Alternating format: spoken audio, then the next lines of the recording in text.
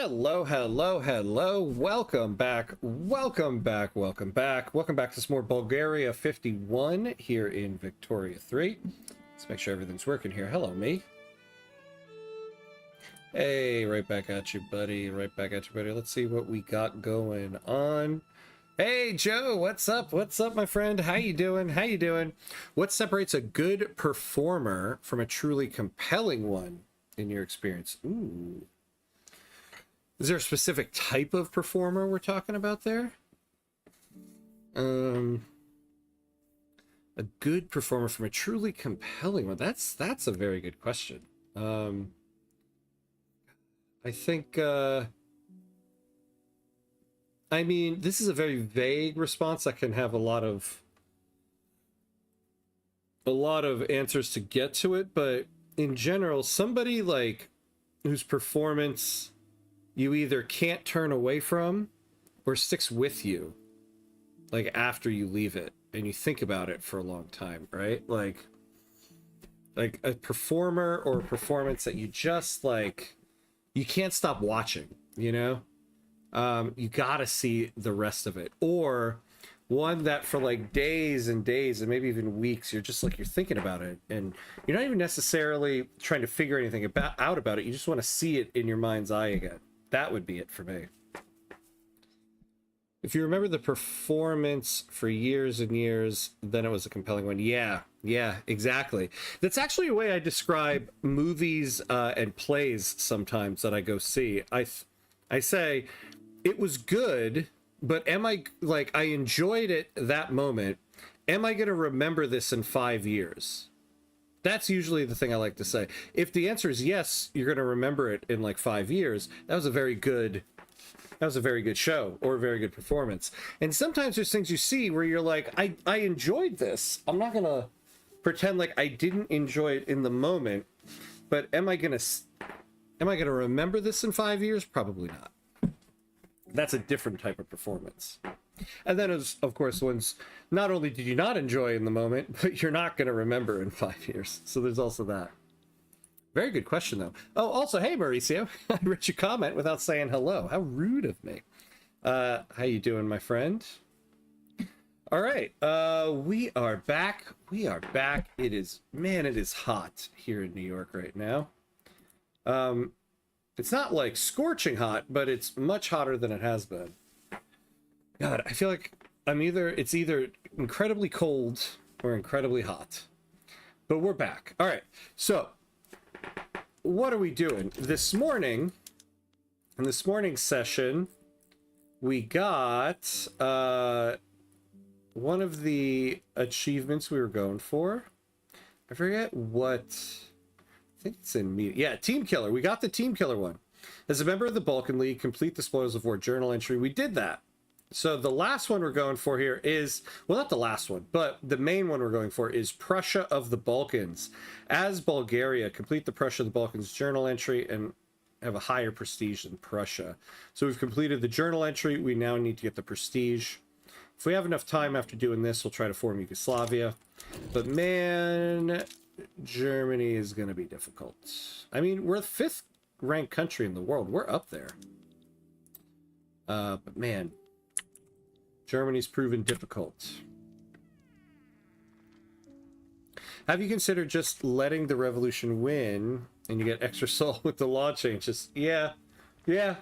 But we're kind of leaning into the capitalist run in this one. I feel like I've done a couple socialist runs recently. We also have a company whose prosperity bonus is giving us some boost to the industrialists.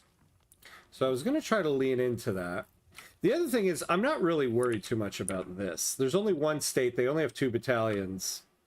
The only thing that would be difficult about this is once the diplomatic play starts, do other countries join in? But at the moment, they're at 98% activism, so they still can't go to war. So we'll see. And the main thing that they're pissed about is laissez-faire being recently enacted, and so this decays. So this is going to go down over a period of time.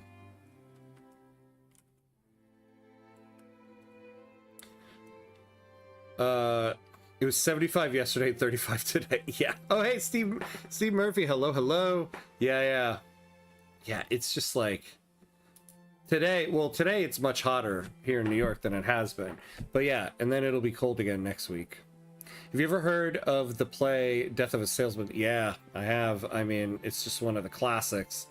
I saw a performance on Broadway with Philip Seymour Hoffman as Willie Loman and Andrew Garfield as Happy. And oh man, that was a really cool production. And basically what they did was they recreated the set, the design, and the blocking from the original production back in the 50s. So that was a really special show. And to see Philip Seymour Hoffman do it, especially now that we've lost him. Yeah, I was like, that's a show. That show I saw over 10 years ago, man. I mean, that might have even been 15 years ago. There's a show that I am not going to forget in 5 years. I don't know, although I don't know if this is like Vic 2 where revolutions lower your prestige. I think no, they don't.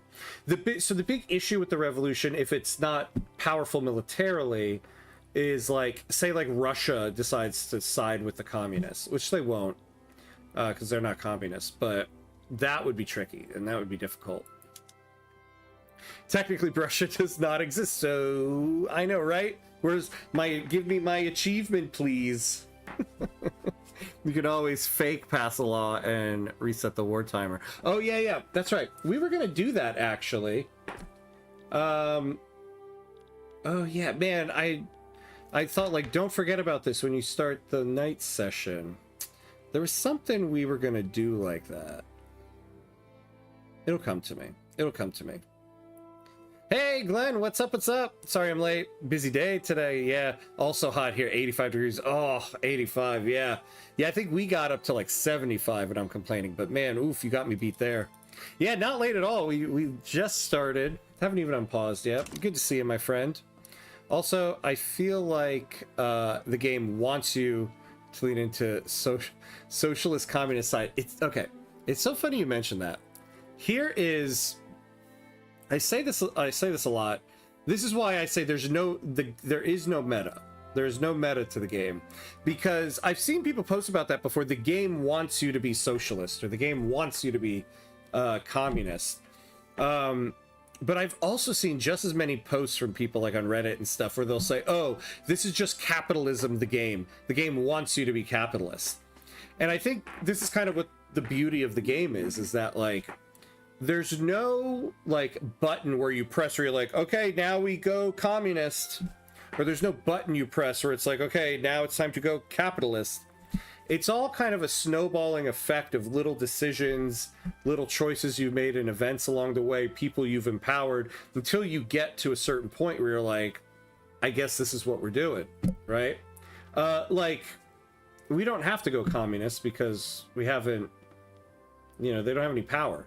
But there's a lot of decisions we could have made along the way that would have given this movement and the interest groups that support it a lot more power.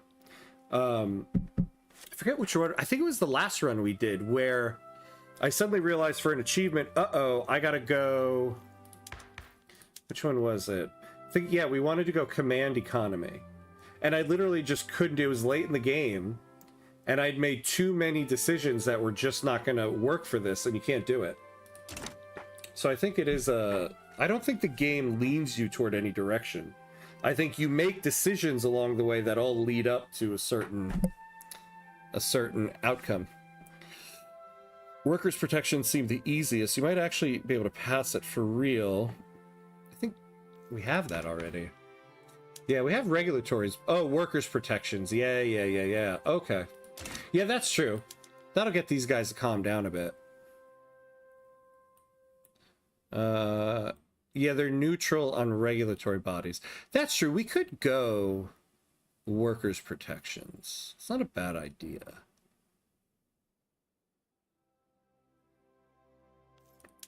It would make them, it would appease them a little bit.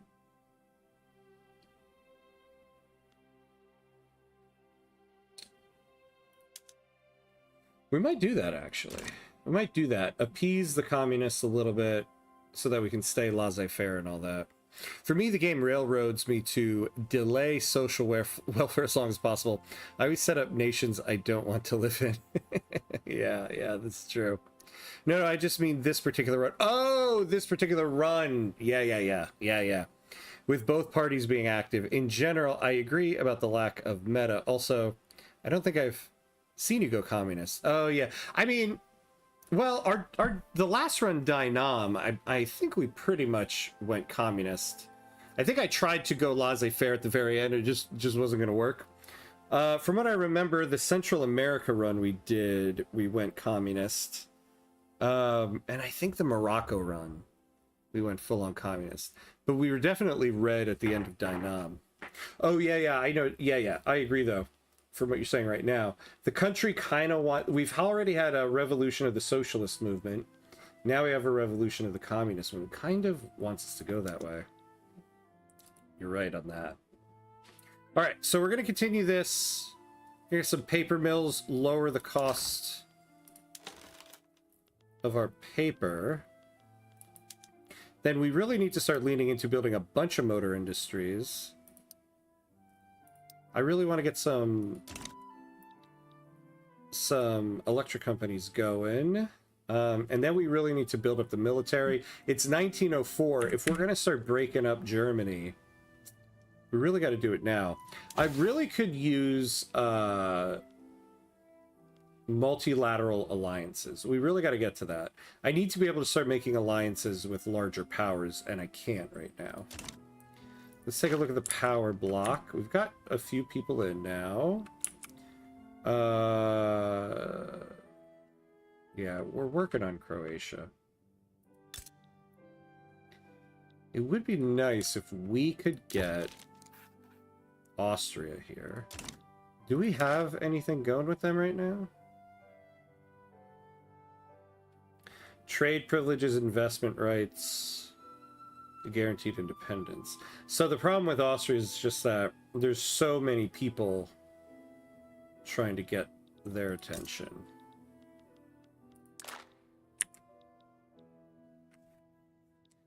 Parma.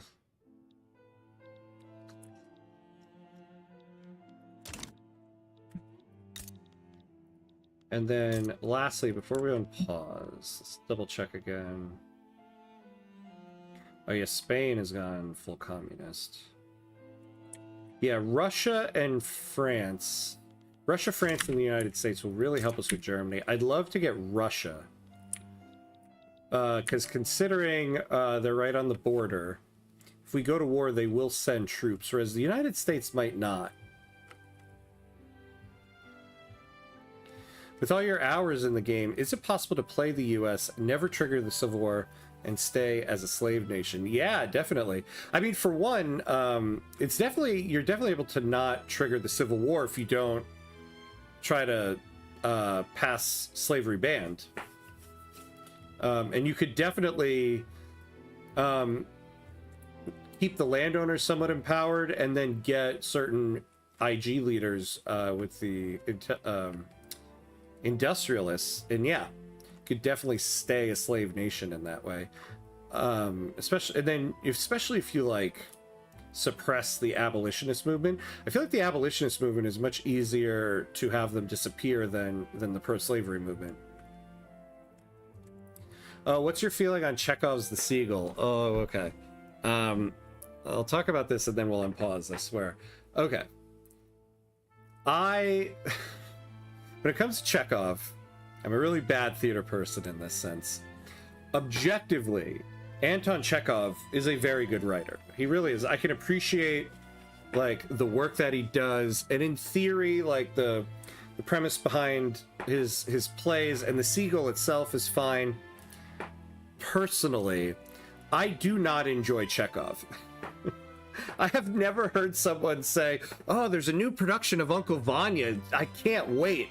And I've been like, "Oh, yeah, I can't wait to see that again." I don't enjoy Chekhov, to be honest with you. But objectively, like, I can appreciate the skill that he had as a writer. I mean, it is a very, very well-written plays, and he has his place in theater history, well-deserved. Personally, I just don't have any interest to go watch his work. That's kind of my feeling on it. I just started a new run last night, and oh god, I'd forgotten how long it takes. Everything in the early game. Yeah, I have to constantly remind myself to be patient. I think you had said to me once last week, like, be patient, and I was like, oh, I'm so glad you said that, because yeah, I got to remember that sometimes as well. You got to be patient in this game, because sometimes it's really hard not to be. All right, I think we can go here. Oh, we're about to finish our skyscraper. Yeah, especially the early game. Since the game is really exponential, at the beginning of the game when progress is moving slowly, sometimes it can just feel like, oh my god.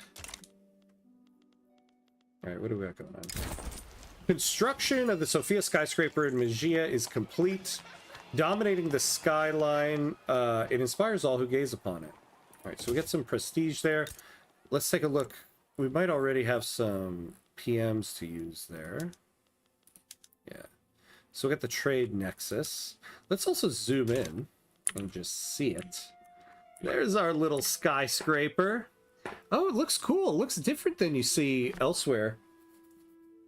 Very, very cool. I wonder if this is because of the National Awakening content. We get some different architecture there. Because yeah, when you get a skyscraper elsewhere, it looks a little bit different. Look at our capital city here. Doesn't this look cool? I always forget to zoom into the map enough and just appreciate it. Speed in the early game heavily depends on who you start with. Yeah, that's why I like to play major and great powers. Oh yeah, exactly.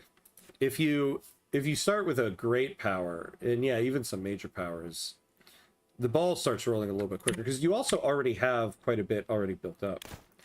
But yeah, small powers, as we do here, it can be a slog sometimes. Oh.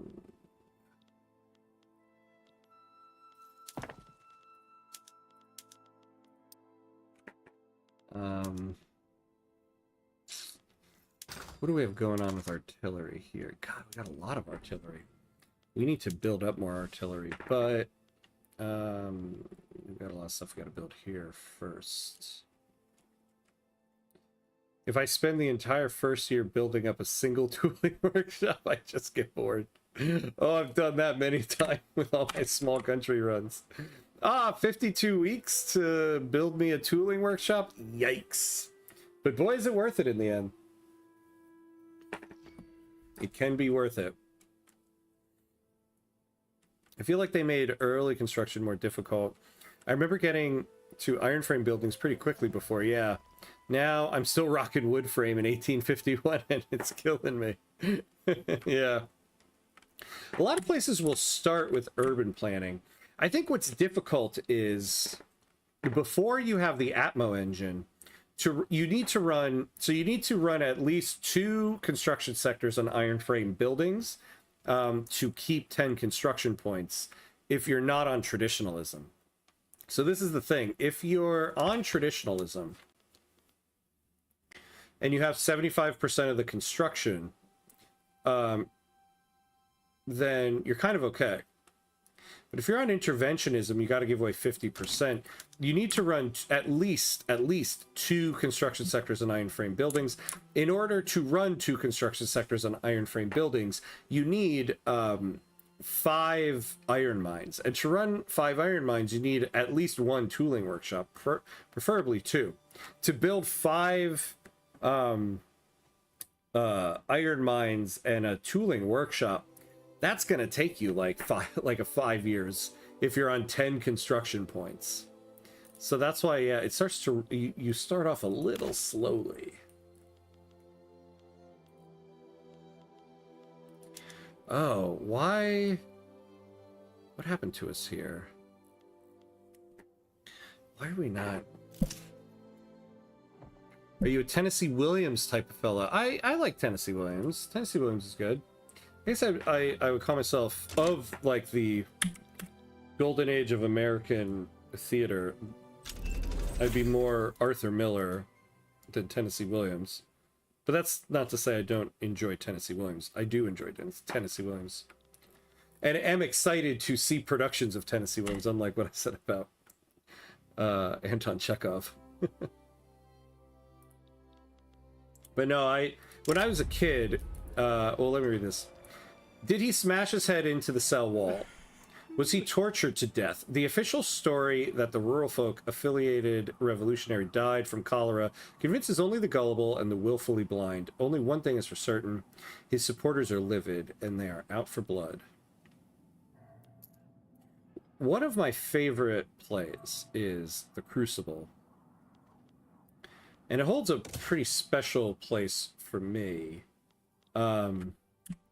The Crucible was the play that let me know I wanted to be a writer. I remember when I was in high school and we were reading The Crucible, we had the cool teacher that after we were done reading it, we did our whole unit on it. We got to watch the movie in class. And so we watched the Daniel Day-Lewis movie. It's a fantastic movie. I remember that final scene when he's up at the gallows and he's saying the Lord's Prayer. There was this one girl in the class who was like the bad kid. It was always a problem. And she had her own special desk at the very back of the class because she was always disruptive. The teacher just put her back there so you didn't have to deal with her. And they were playing that final scene when John Proctor is up at the gallows and the whole class is silent. And then that final shot of the movie when he drops and you just see the rope kind of dangling, and then the movie ends. And I remember she got up and she was like, I gotta go to the bathroom. I gotta go to the bathroom. And she didn't even wait for a response from the teacher. She just went, and I was watching her and I realized she was crying, but she didn't want anybody in the classroom to see that she was crying, and she was trying to get the hell out of the room before anybody could see that. And I remember thinking, I want to do that to people. And that's what made me want to be a writer. And I'm a playwright right now to this day. So The Crucible was always very special to me because of that. Edward Albee. Edward Albee is good. I met Edward Albee when I was in grad school at Columbia. We did like a workshop with him. Very fascinating guy. Very, very confident in himself. Probably why he was a very good writer. But man, he was very, very confident in himself. That's what I took away from him. But no, he's good. I mean, Who's Afraid of Virginia Woolf is a classic and a wonderful play. On a related note, I think they should rework the construction allocations between private and government. If you have a 25-75 split, I don't want non-used private construction to spill over into government. Makes budgeting unnecessarily hard. Oh, yeah, that's true. I see what you're saying there. Yeah, that'll be interesting, right? I mean, I wonder, I don't know how, if there's going to be any effect here, but we're going to have a separate construction queue with separate construction points for ships now. On this tab, we're going to have, like, shipyards. I don't know if that's going to have any effect with the national queue and these construction points. I'm kind of waiting to get some details on that. So I wonder if we're going to have more of a delineated construction sector like that. Or if the ship thing is just going to be completely and utterly separated. Bosnia Herzegovina, woo woo, big win today. Owing us an obligation could be used to pressure them to include the petite bourgeoisie in their government.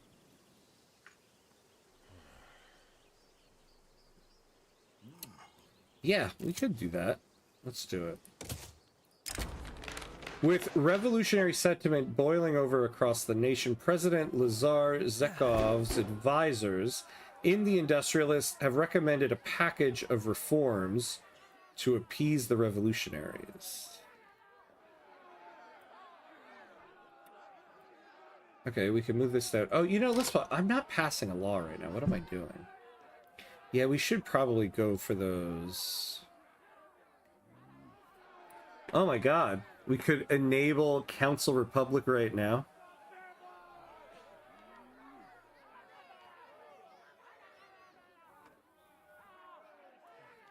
I don't want to do that, actually.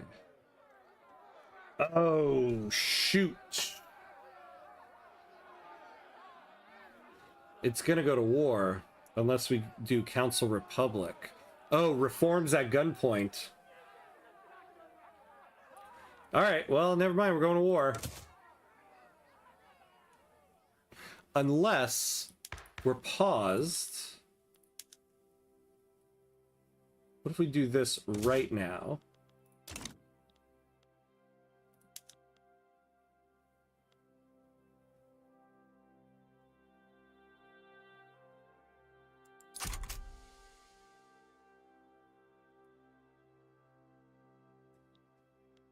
I wonder if it'll make it go below.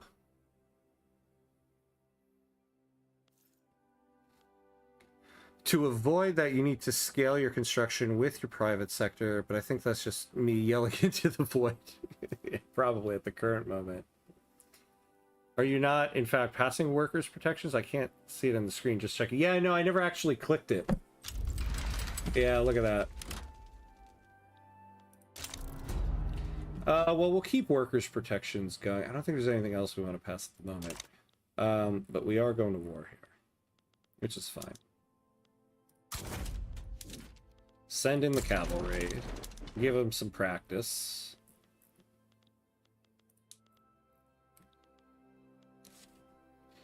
Oh yeah, the war. Either pass something or see who you're in your uprising. Yeah.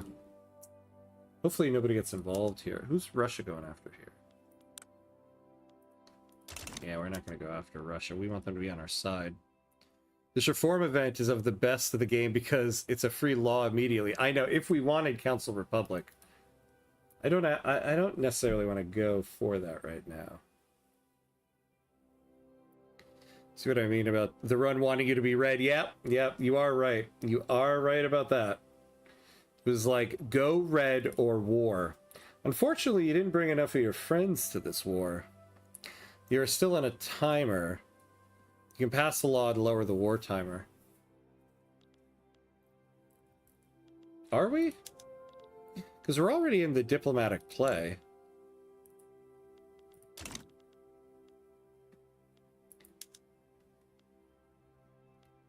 Yeah, agreed. This run is begging you to go communist by offering you free law. Yeah. We're gonna fight a revolution over the law they want, and we couldn't pass anyways. Yep. Oh, yeah, well, not anymore. Yeah, we're passing your law anyway, without you guys. Alright, we really need more construction, also. It is getting kind of difficult here. Oh. Did we get... I don't remember getting steel frame buildings. You know, I think I forgot to switch over to it. What do we have in terms of...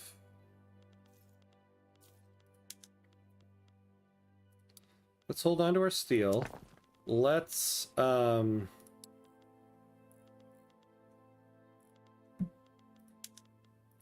yes, let's do that. But we need more glass, and we need more explosives before we go steel frame. Ah, here we go. Don't export that stuff. Don't export our glass.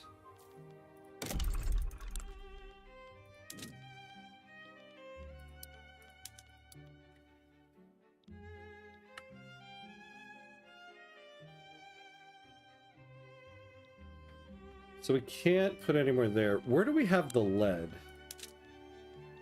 Up here. So Eastern Serbia. Eastern Serbia and Kosovo. Look at Kosovo. Got a lot of people there. Who already has lead? Eastern Serbia. Alright, let's build glass there.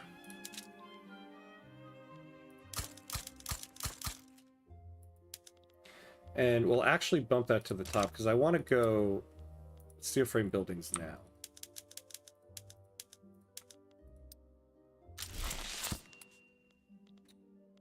We got urbanized Bulgaria. Okay. Magia has come a long way since our attention was first brought to it, going from small houses and scattered farmlands to being on its way to becoming a blooming metropolis. Oh yeah, yeah. Let's take the loyalists. All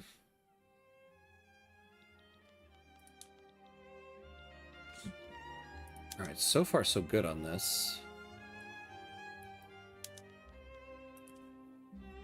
So we'll get these glassworks going.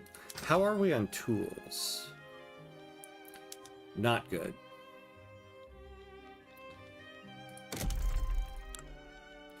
So what we'll do is...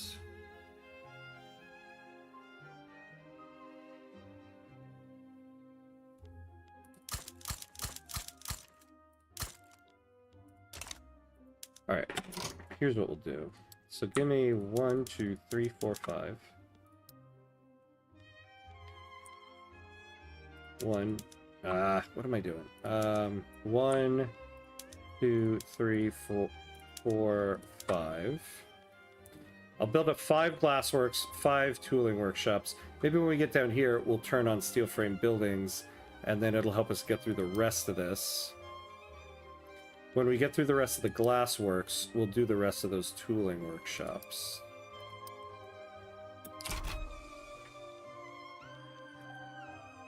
Don't forget to expand your army also for your pledge to the armed forces. Yeah. Ooh, yeah, we only have 5 more years on it. We also just generally need to do it so we could start thinking about Germany here. Oh my god.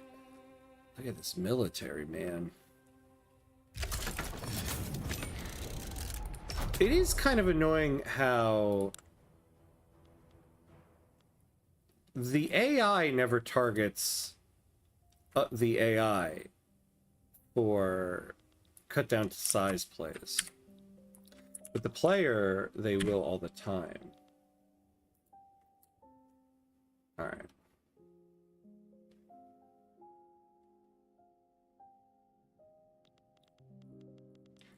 But this will actually make this company start building a lot more stuff. That's right, too. So we are trying to get the United Construction Company. So we're moving our way there. What rank is our power block? 4th. That's not bad.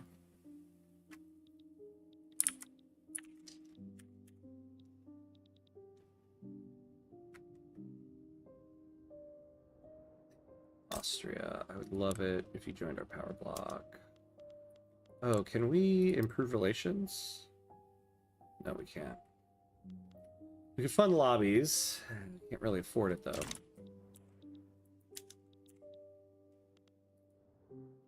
I have seen AI and AI cut down wars, but the AI does not exceed 100 infamy very often. Yeah, maybe when forming Germany or something. Yeah, I guess that's the problem, is that the AI doesn't go super infamous all that often. What is wrong with our trade centers?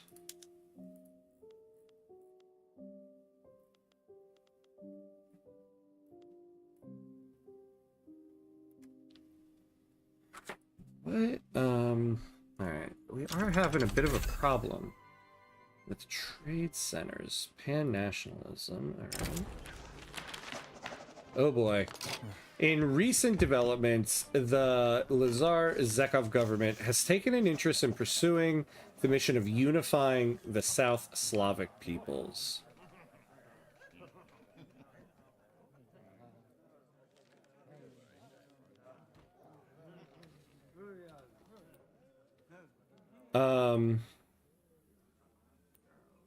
Now hold on.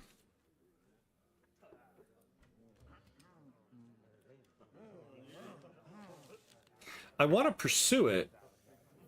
No, I mean, clearly I'm not going to become Yugoslavia here. You know, we're going to take a save point right here. I don't actually know which one of these to choose. I want to have the option to go for Yugoslavia before the run is over.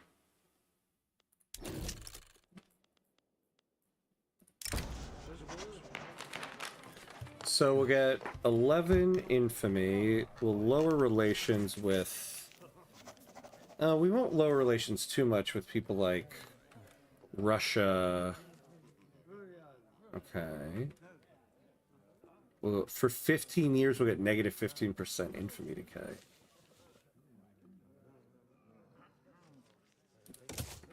Let's take it. Yeah, so we get this journal entry. It doesn't time out.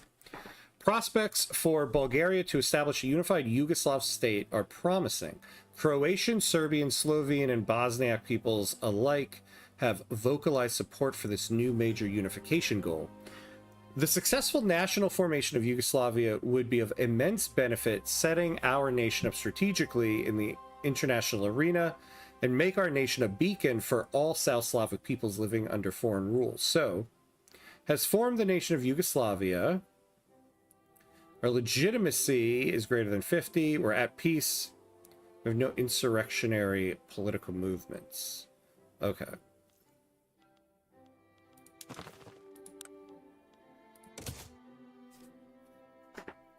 Yeah, so it's the unification play thing. We need to take over quite a few places. Well, I don't want to do this yet. So we have to do Prussia of the Balkans before we can go for that. I do kind of feel like, though, at a certain point, if it really seems like we're not going to be able to get Prussia of the Balkans, then we'll just try to form Yugoslavia. I don't really know what year I'll make that a goal switch.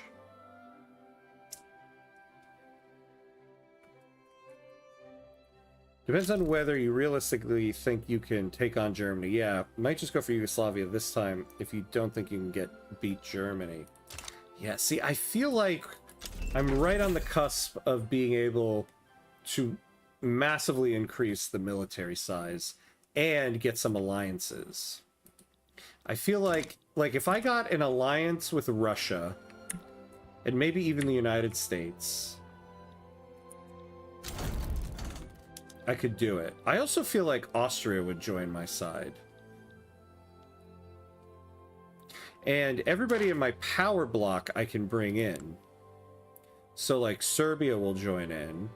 Not that they have a large military, but I'll have a land connection to Germany here. I won't have to naval invade them.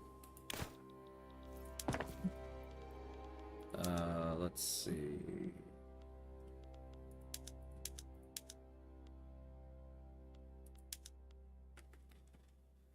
Vacuum packaging.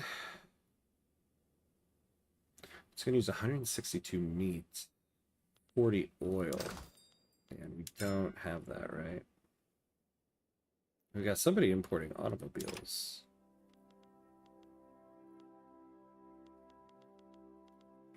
Oh, we have no oil. Do we have... What about whaling? Yeah, we don't even have whaling. So we have no access to oil right now. Okay, so we can't really use that PM just yet.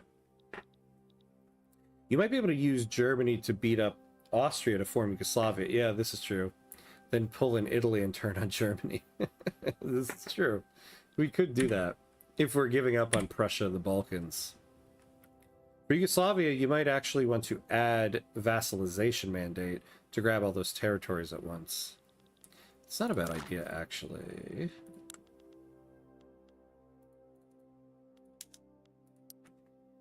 Let me remind myself what we get with that.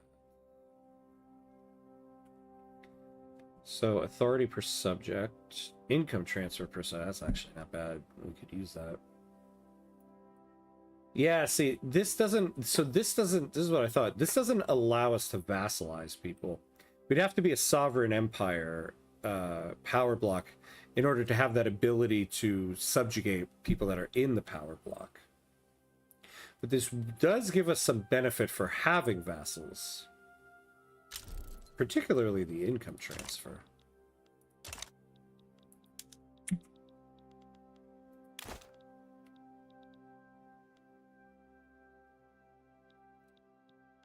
Look at this. This is a cool flag.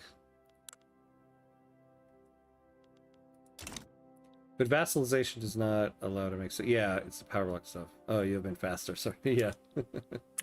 Yeah. Unfortunately. Okay. Yeah, not very clear in the power block mechanics. No, I mean, it makes sense what you said. If you get vassalization, why can't you vassalize? It should be. It should be one of the things. It's in the name. All right. We're about to get these things done.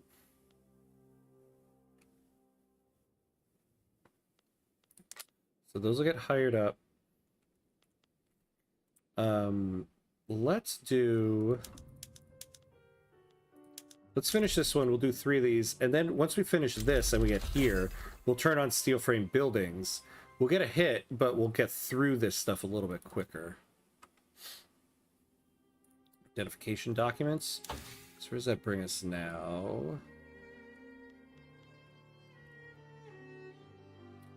Central planning will actually be good. All right, then multilateral alliances. Then pump jacks. A lot of it failed. Then pump jacks, that'll be good.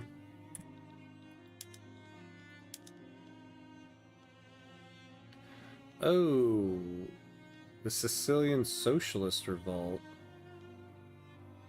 Oh, it looks like they got it covered. Interesting they didn't bring anybody in.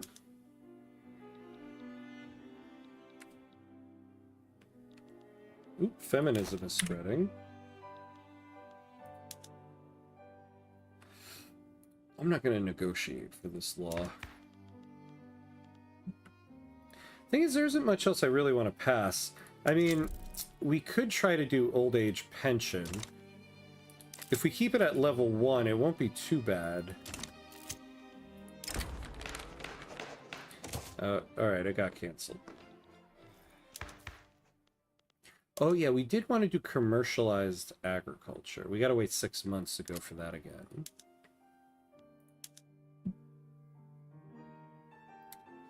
Oh, that's right. Yeah, we were gonna do something with the Turkish national movement. That's what we were gonna do. In order to start doing multiculturalism.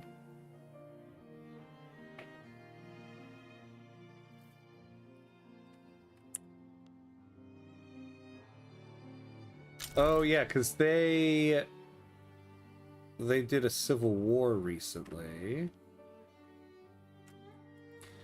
So this is going to take a while for them, though. Can we get anybody in the country that might help us? So we gotta wait.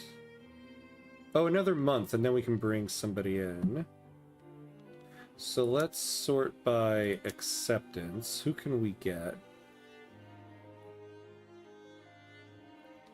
Anybody who might help us? No.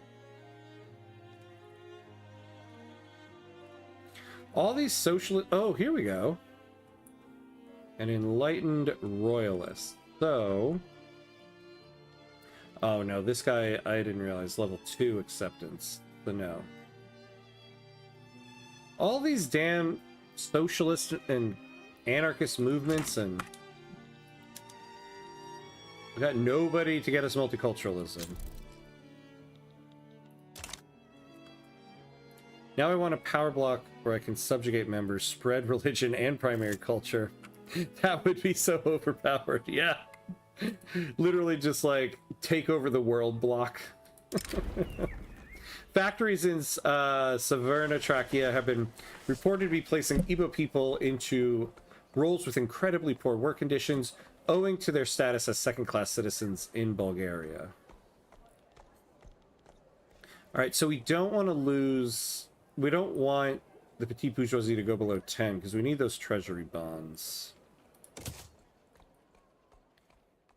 Didn't you try to go ethno-state earlier today to empower the Turk movement? I did, and the problem was I didn't realize...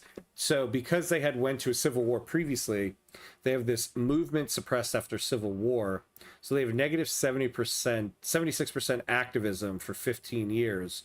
And so their activism, though it got up to 17%, I did the math on this.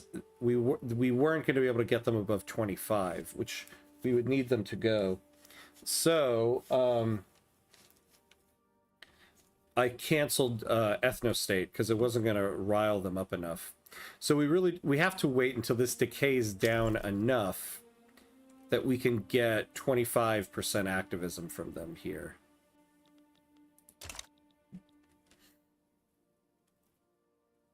Oh, okay, gonna go to bed. Nice stream, bye. Okay, Super Frank, thanks for hanging out, my friend. Good to see you as always. Yeah, get some rest. I know it's pretty late for you. I appreciate you hanging out. I'll see you next time. All right, all right.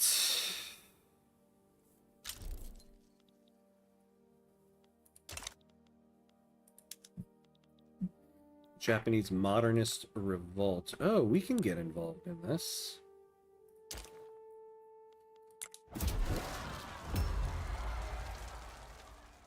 Parliamentary Republic, universal suffrage. And what are these guys looking to change?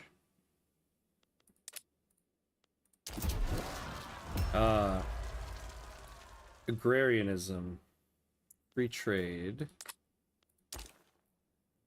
interventionism, protectionism. Who has more soldiers? So these guys have 18 and 140. Ooh.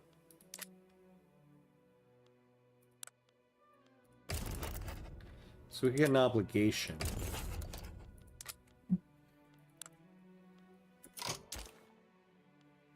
One flotilla, and they have none.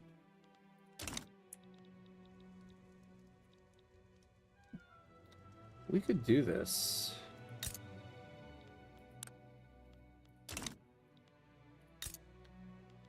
Oh. Oh, interesting. Japan is split in two here.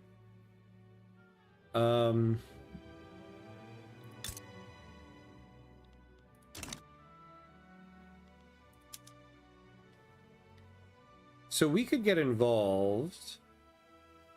We do risk... Let's hold out and see if any great powers join into this. I don't want to end up having to, like, fight against Russia or something over this Japanese revolt. Alright, so once... You know what? Once we get... in 14 weeks, we'll switch to steel frame buildings. We do need to build up this military, though. And these guys... Oh, we could... Actually, we need another person here. Oh. Oh, okay.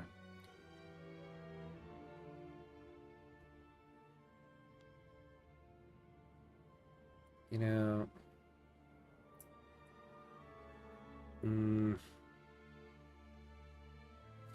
Maybe... Yeah, this person is somebody I might put in the National Guard. Because the National Guard I'm more prone to keep at home. Hopefully this got us somebody else. Yeah, ugh. Offensive, planner, romantic. Are you kidding me?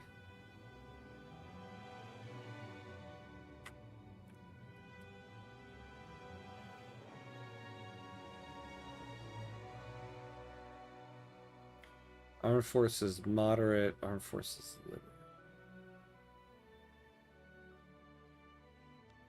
Go with this guy. Then we'll go with 15 there, because I want to do more of this.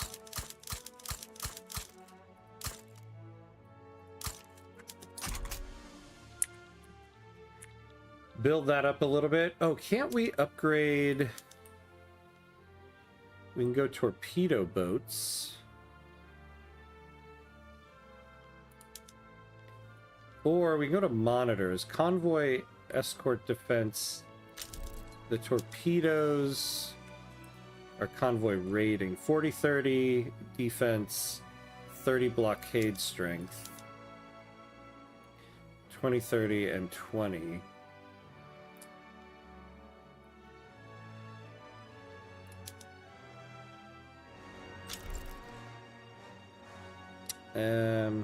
The thing is, to get torpedo boats, we have to disband and then rebuild. But it will make them much more powerful. Oh, and the monitors will use artillery. You know what? We're going to upgrade to monitors for right now, these guys.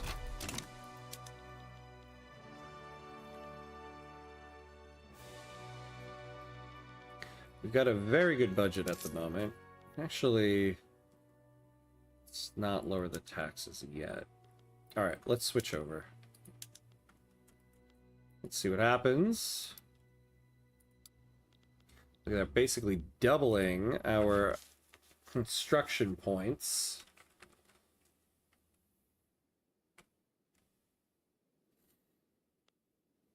And it doesn't seem to have done too much to the budget. What?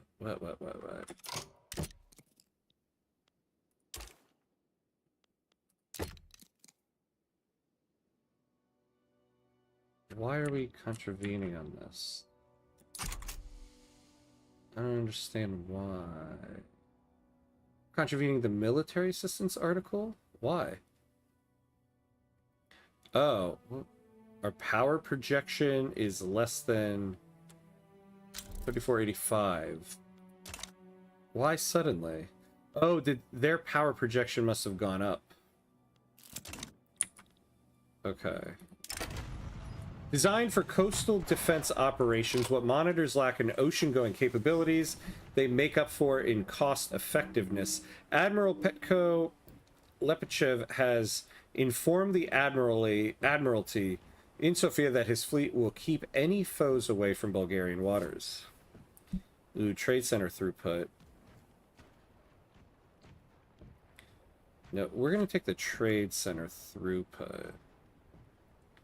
Although Navy defense for 10 years, we might be utilizing that. We might be utilizing that.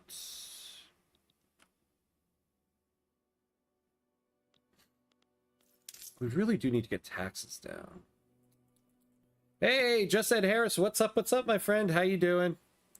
Just thought I'd say hi instead of lurking in the shadows. I hope all is well. Yeah. All is good, all is good. How are you doing? Good to see you, my friend. Good to see you.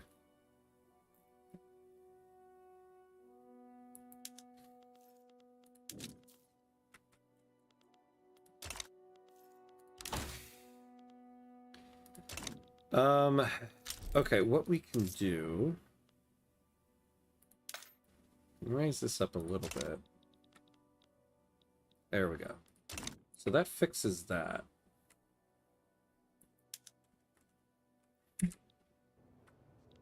All right, yeah, so we're working through this. So glass, pretty expensive. Steel, pretty expensive. Coal, explosives. Can we get more explosives?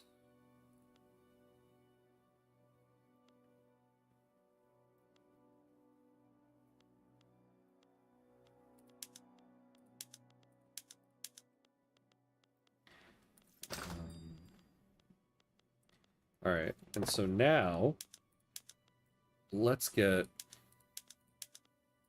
more coal. All right, there we go. Now, who's still using this? Oh, are we not fully... Yeah.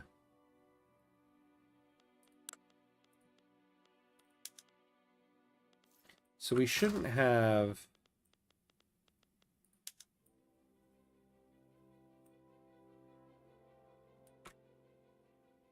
Maybe you're using 45 of these.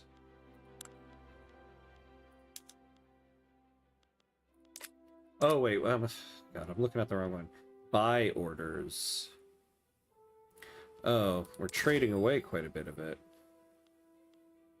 But we're paying a lot for this. All right, well, we do have to take a quick 90-second break. We are at the break here. Oh, so Ham, what's the box wine du jour tonight?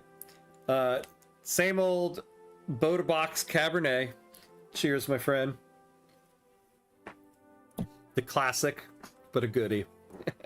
You know me too well. All right.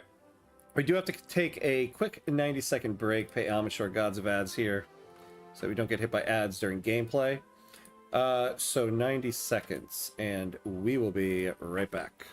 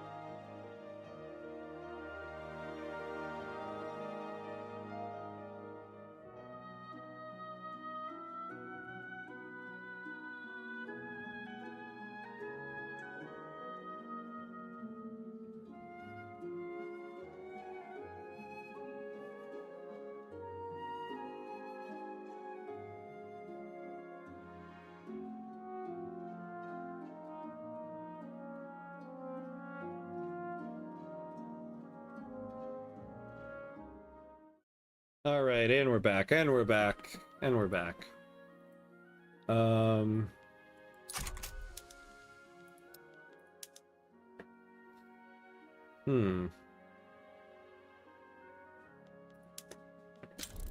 We've got a decent investment pool here. It should be working more. So, gonna privatize some steel mills. Okay. Hey, we bumped up to 4th. We're utilizing less of our debt. I mean, our interest rate is so low, it's almost free. But let's get through some of this. I would really like to have these motor industries, because also, to be honest, it would be good to get rail transport to get that formation speed, because if we can get Serbia and Hungary in the war, we're going to want to be moving armies a lot. Ooh, we got a Communist Party and a Liberal Party now.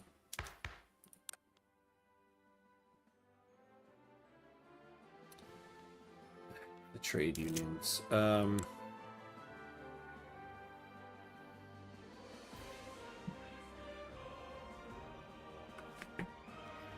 Oh yeah, compulsory primary school. We could do that. I wouldn't mind doing that. We might try to do that, actually. Election season has begun in Bulgaria, and with it, the strategizing of the government's fixers. If we wish, we may wield the power of the state to ensure favorable result. Yeah, so...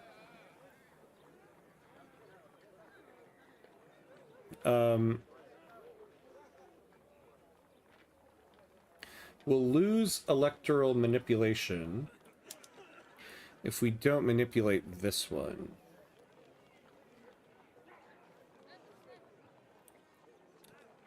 Ooh, look at the Communist Party here and the Liberal Party. Yeah, we don't need to be manipulating anymore. We'll do that. Goodbye, electoral manipulation.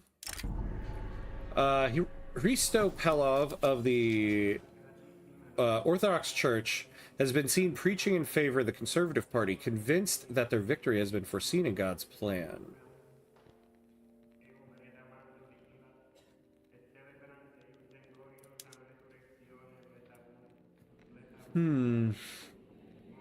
Ideally, I would like to be able to put both of these guys in there. What's this guy about? Oh, he's a liberal.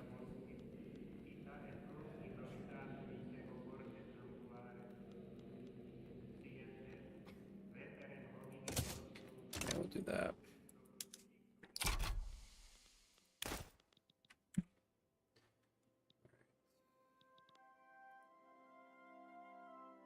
Hey, J-Makers, what's up? What's up? How you doing? Good to see you. Hope all is well, my friend. How you doing? Now, something else that would be nice is if we can... Oh, yeah, you know, I forgot we'd get this balloon reconnaissance if we had militarized Industry 3.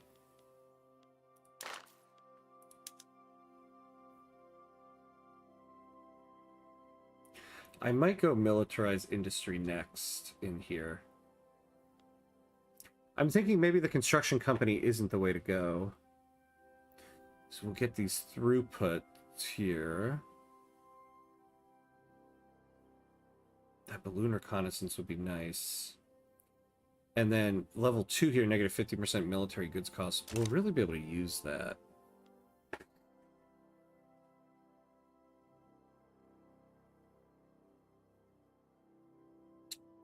Though this cohesion... Oh, yeah. And Cyprus really doesn't like us.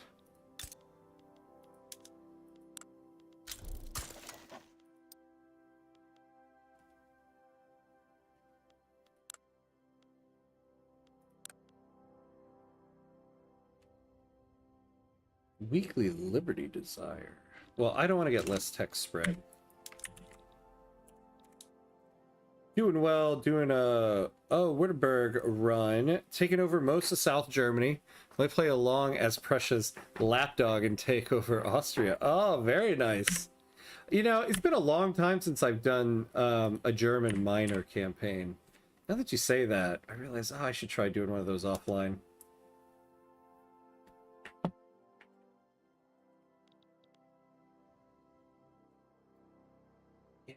Our investment pool, man.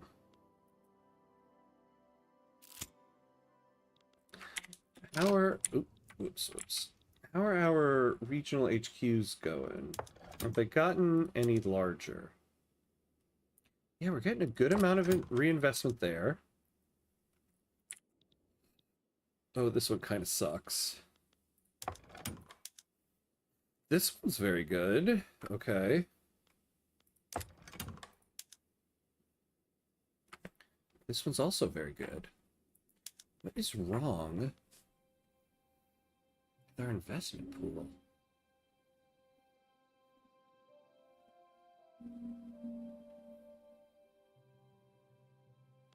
I don't think it's our construction goods. I mean, at the moment, yeah, at the moment, sure, it kind of is.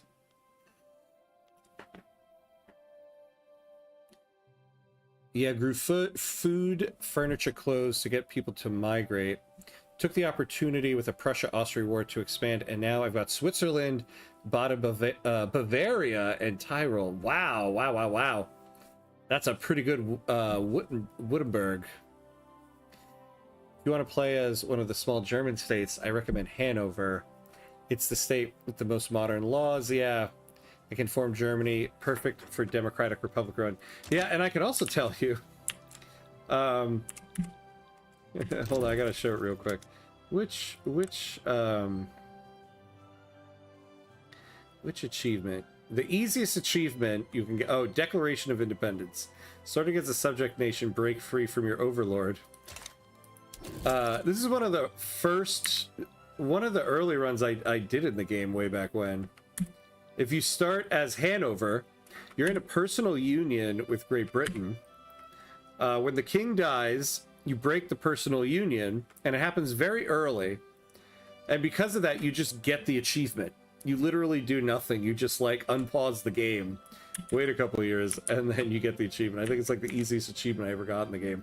I was like, oh, I would have liked to try to go for that, but I just got it just by starting a game as Hanover.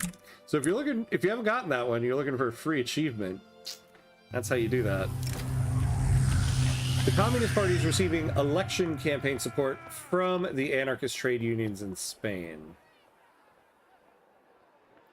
Actually, we'll take this. The anarchist ideology will be more likely to appear in our country. They'll help us get multiculturalism.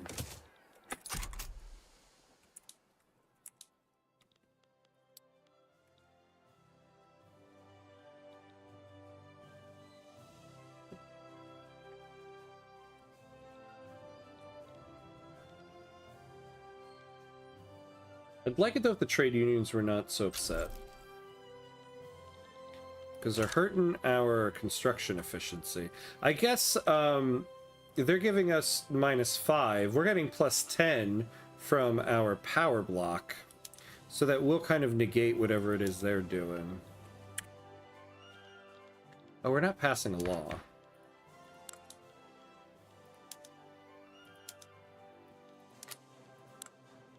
Oh yeah, wait, we have an election going on. We'll wait for the election to finish before we start passing anything. Oh, someone just subbed. Oh, thank you, thank you, Glenn. Red Zeppelin, thank you for the follow. I appreciate it.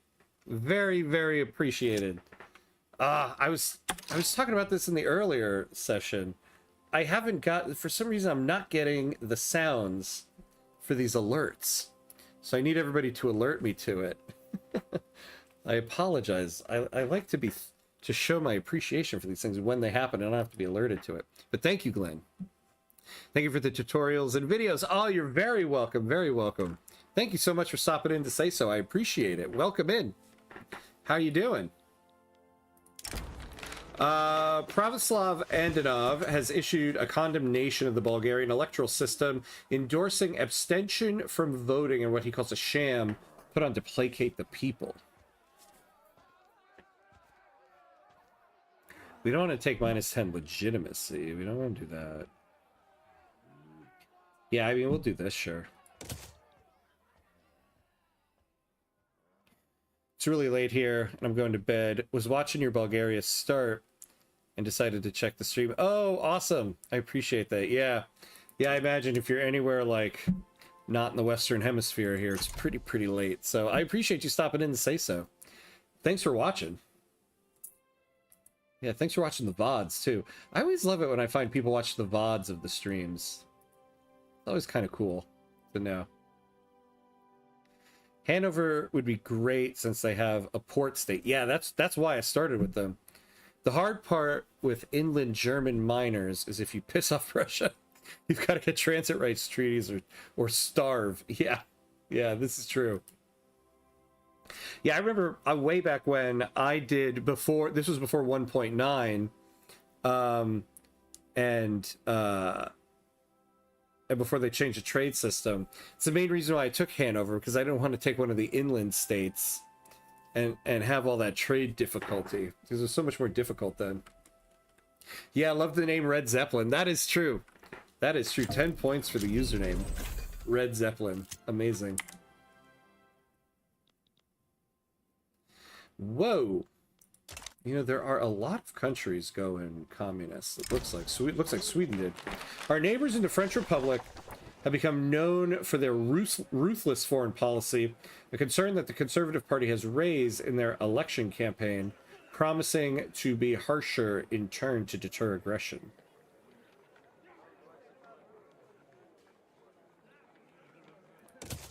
I'll take that. Thank you. Yeah. You've got to be a Prussia sycophant inland, at least until you start to eat them. Yeah. I'd like to try to eat them here. They're just a little too big. Serbia, owing us an obligation, could be used to request a propaganda campaign, making the world see our nation in a more pleasant light. Yeah, that would be good. Bulgarian infamy decreased by 10. We could really use that.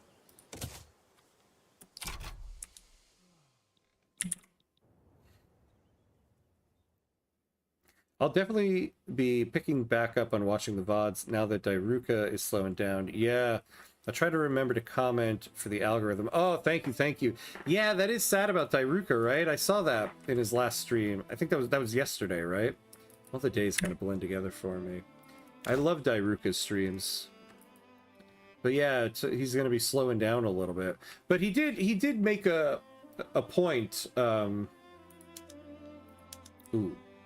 It's possible. He did make a good point, though, or like a strong point, that his channel isn't done. He's just slowing down a little bit. So a good thing to keep in mind. He'll still be making videos, but it sounds like not as many streams, which is sad. I love his streams, but his videos are also great. So at least we'll still have Dairuka's videos, because he is a fun person to watch.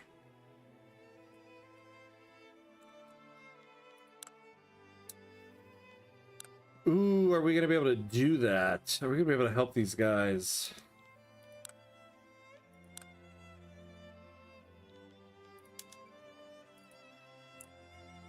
You know, we'll see who gets involved in this.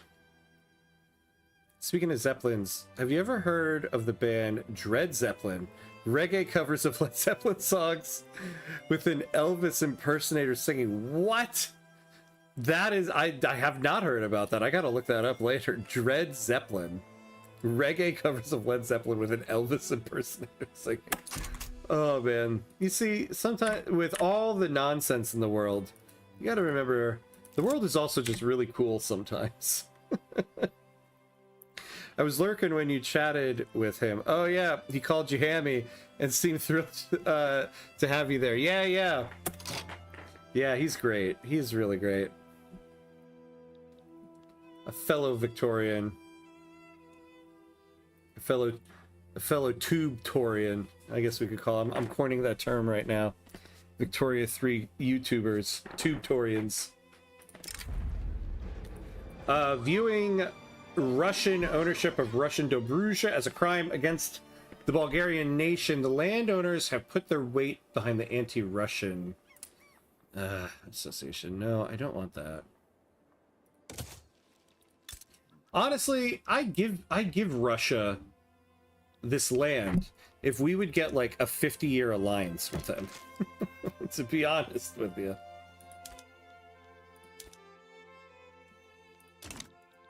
I think if they got that land too, they'd stop being so pissy with us all the time. The Brothers' War is happening a century late. Yeah. Right? Yeah, century late, unfortunately. Although just in time for another war. Members of the Radical Party have been vigorously warning voters against Communist Party electoral campaign.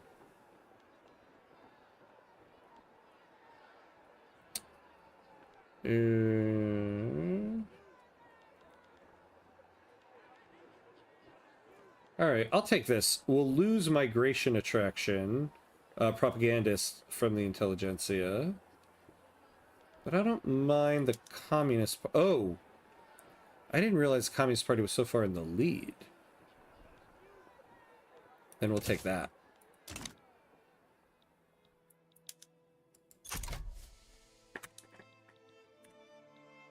Alright, so now we're starting to get to the motors industries, which is good.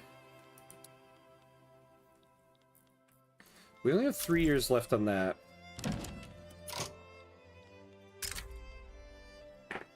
Yeah, they want us to join in.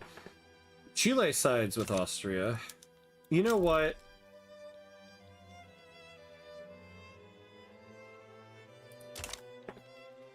Oh, Germany sides with Great Britain here.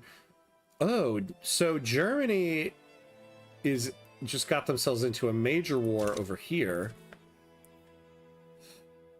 You know, it's that time of the run where I gotta take them on. So first things first. Let's get all these extra barracks in here. Let's take a save.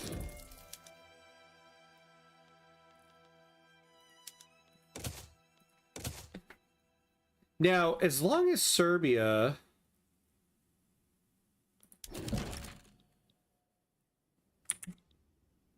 As long as Serbia and Russia don't get involved in this, Germany would have to naval invade us. Oh, well, and they totally could. Yeah, save. Absolutely right. This is a save point. All right, let's do this. Actually, what? This is nuts. This is nuts. But we got to do it.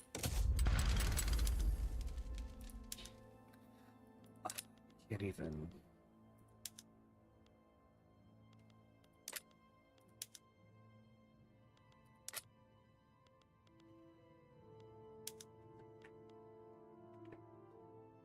Yeah, we could do this. But this will only be for 60 months. See, I would have liked to liberate somebody.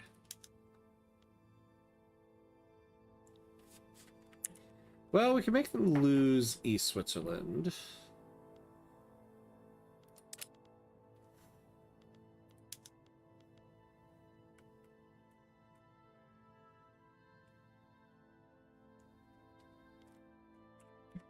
They can't oppose us in diplomatic plays. Yeah, I know, right? I didn't realize that either. They own Haiti. Oh, German Haiti. Would love it if there was like the German flag on Haiti there. I guess I need to break up Germany so that they have a more permanent loss of prestige. If we do the humiliate war goal,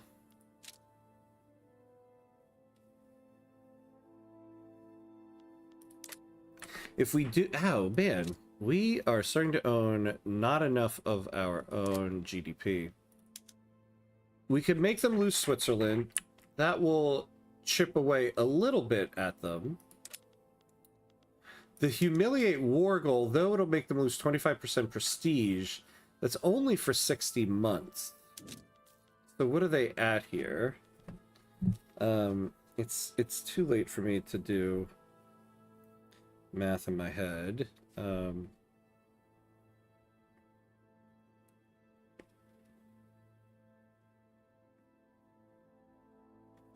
Yeah, that'll bring them down to 3,700 prestige.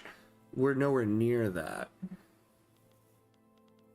So that's why just making them lose anything would be good.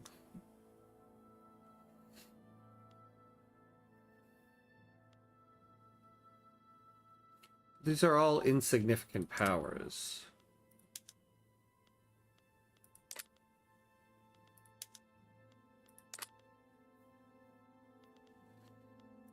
And we can't do any liberate countries. I suppose we could conquer states.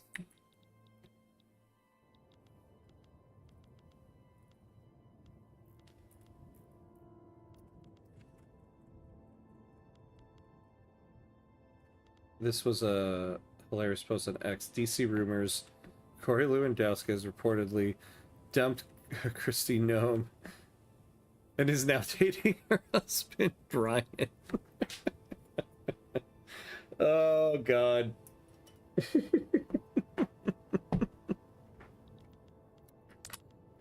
That's a post you gotta frame right there.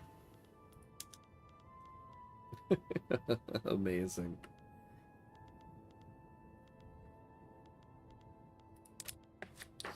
All right. I suppose the thing we should do is liberate East Switzerland.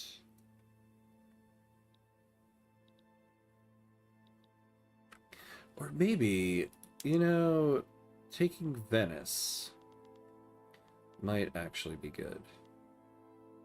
Yeah, you know, that might actually be the better thing to do. And we wouldn't even really need to hold the land. We could release them as a subject and get income from it. That might be what we do. Give us another thing of sulfur.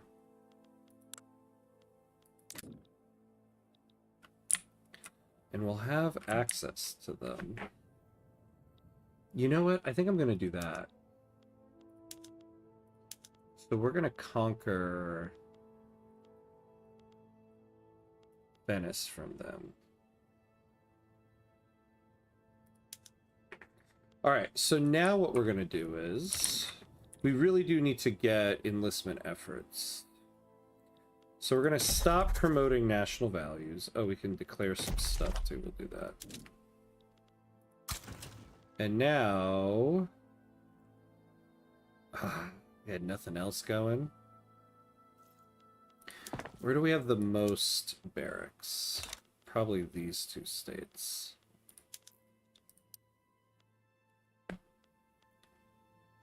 Oh, no.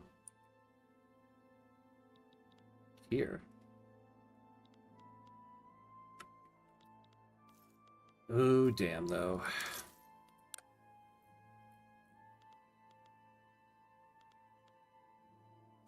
If we up this, we can get 5% more. Yeah, you can give Venice the two Sicilies. They would love you. This is true. This is true. They would love that.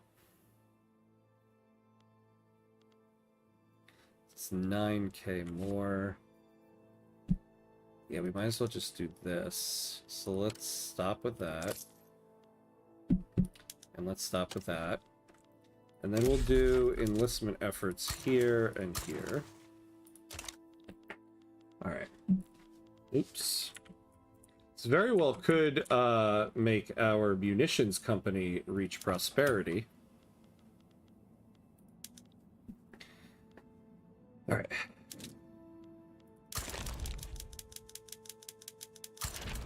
We also might go broke because of this, but you know. What's a bankruptcy here or there?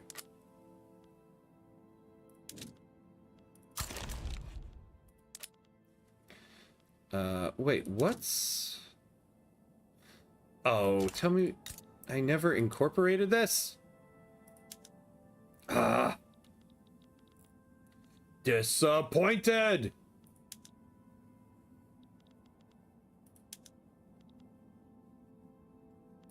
Yeah, we don't need that there. Alright, let's get this up. Wrong state.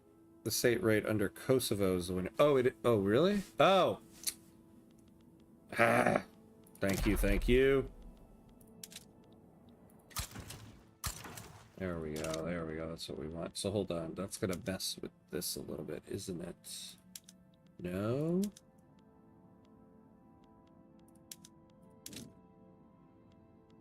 Yeah, there we go.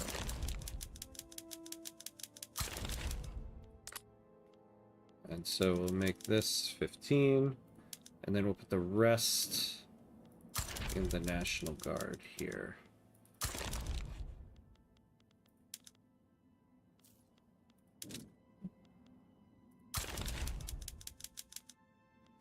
Oh, damn it. I didn't want to take conscripts from Benin.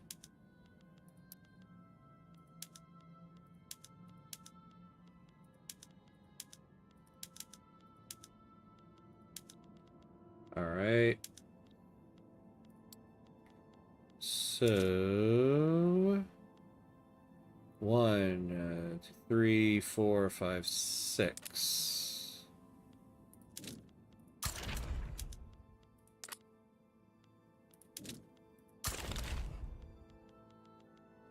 And then we got, what, 3 more?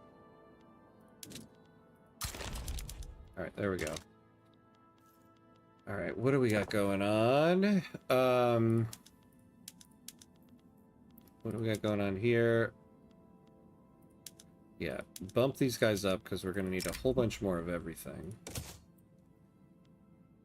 Now, the food industries...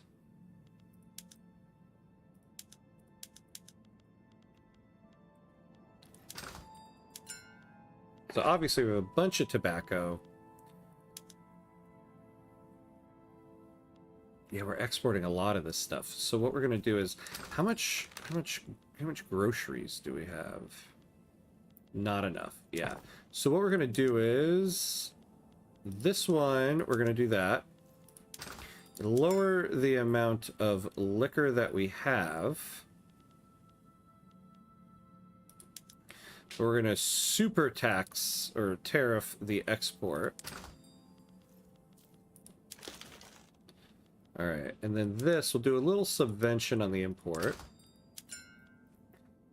We have, oh, we have sugar. We don't have the opium. All right.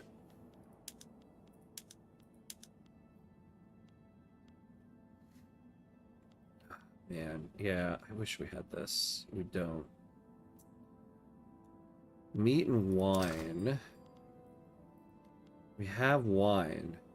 Actually, no, we don't, because it's how much? Yeah, it's 1.5 per unit. See, I wish I had more time to add these up.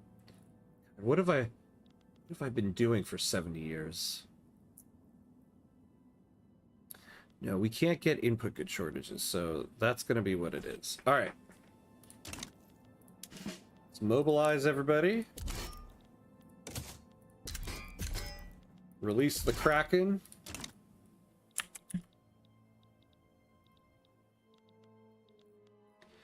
Let's put our main army over on this front. And then we'll put this army over on this front, but we're going to have you guys... oh, what? What? Alright, whatever. And then the National Guard unit will keep at home for now. Let's send you guys out to... We'll keep you guys at home for now.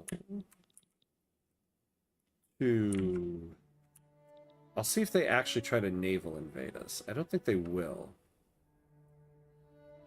Well, we'll have time to figure it out. So let's have you guys go blockade.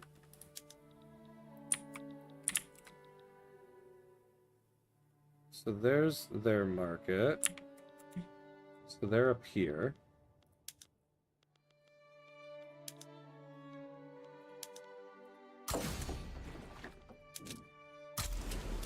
You go up there. All right. Well, we're certainly going to get this commitment done. That's for sure.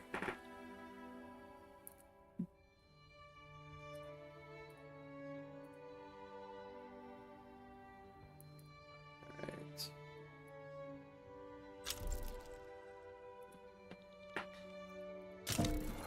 Aw, Egypt. Why, though? What's your stinking problem? Yep.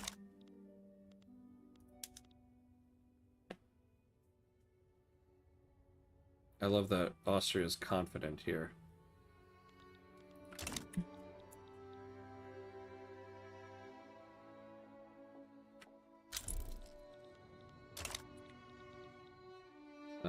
Oh. Our Bulgarian, yeah, fervor has gotten to 100. Wonderful. Wait, are we passing anything? No, we're not. Oh, that's right. We're waiting for the election to finish, and then we're going to go for compulsory primary school. Can't get involved in that.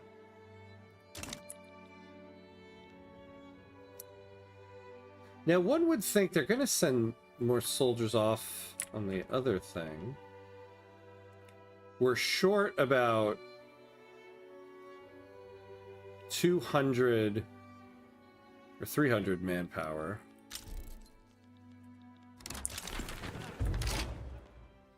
Ooh, so the Liberal Party and the Communist Party were neck and neck, so that means we might be able to get...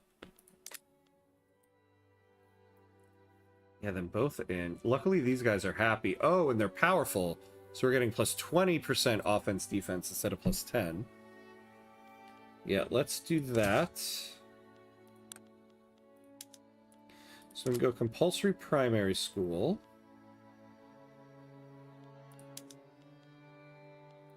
Yeah, still no go there. Oh yeah. Ooh, we're gonna go universal suffrage first. This war is not looking good. I don't know why you guys feel so confident. I really don't know if I want to send these guys away.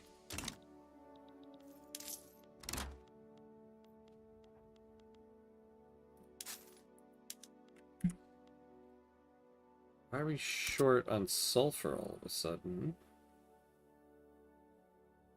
Yeah, there we go. The trade center's bringing them in.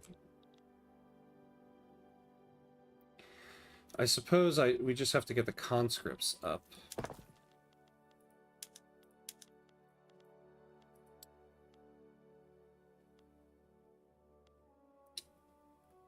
Eek.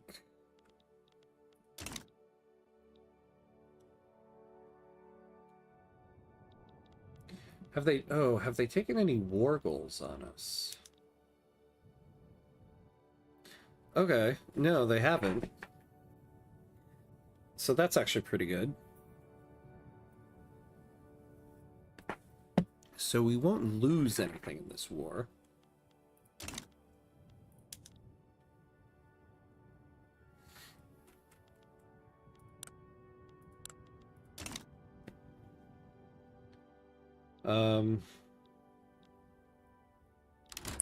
Oh, wait, what? The Greek Communist Revolt. I don't have time for this, people. Alright, they seem to be able to handle themselves.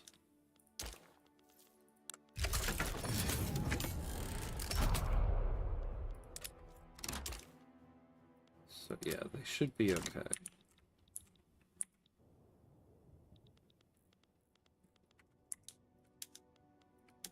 Oh. Let's promote you guys. In fact, let's get you each to level 3. And then I want you... Can we... Yeah. So you go specifically for that.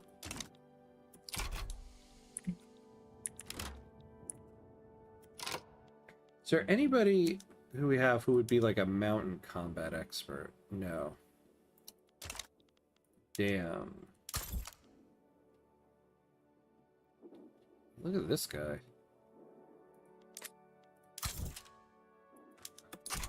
Nope.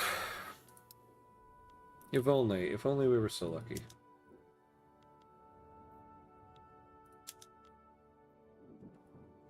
How are our military goods? Oh, the munitions. Oh, the munitions. Tell me those things didn't hire up.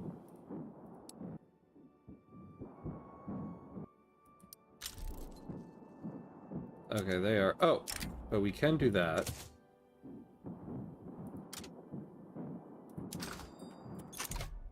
There we go. Keep everything cheap. Come on, guys. How are you missing them? You're like 5 feet away from them. Oh.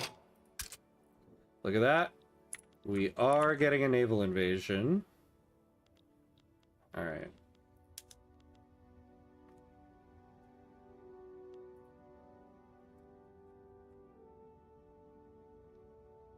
You know what? We're just gonna keep these guys here. Because they're not sending enough armies. Alright, I'm glad, though... Ooh, that war's turning.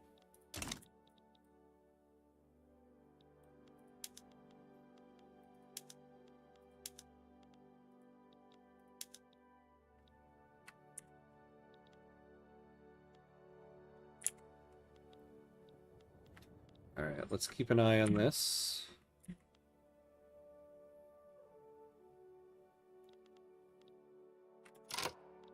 What did they just send? Oh, that's the fleet. Okay, that's the fleet. Okay.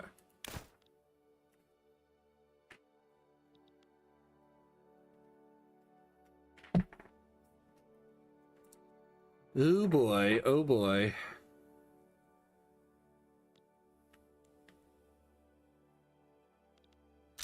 Oh, there we go. Now they're getting progress. Okay. Whoop.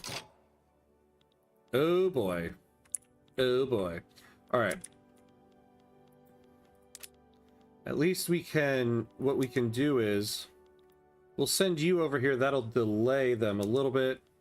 Give these guys more time to conscript. And you know what we're gonna do? Oh yeah, we're doing that. Say maybe we go back to National Guard here.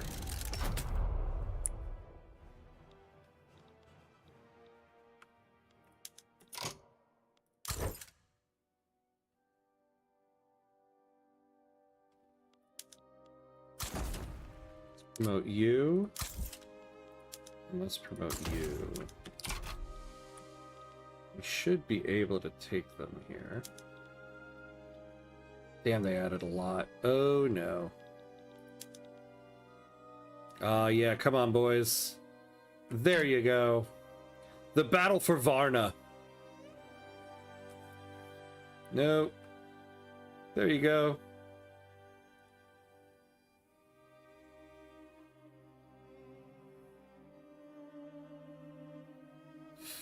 Blunder, blunder. Thank you for your blunder, Germans.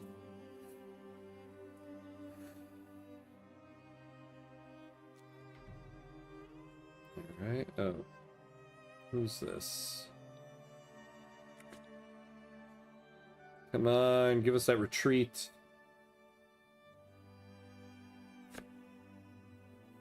Oh, there's our ships.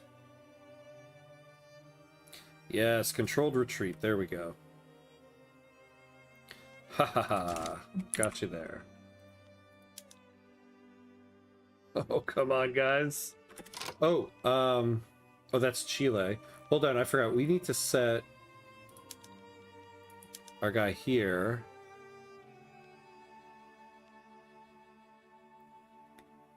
Yeah, get that offense.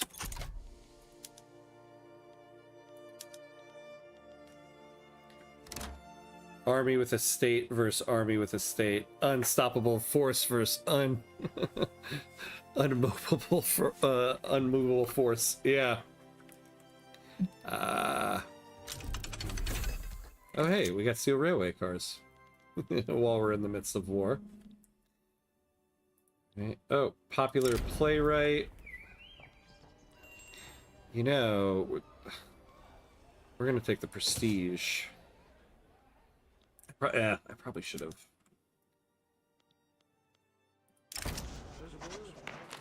The trade unions have held secret discussions with the armed forces seeking a certain arrangement. Yeah. Let's give them political concessions. Ah, yes. Come on, guys.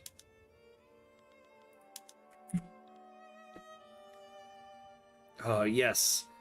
Who was... couple episodes ago was making jokes about the Bulgarian Navy.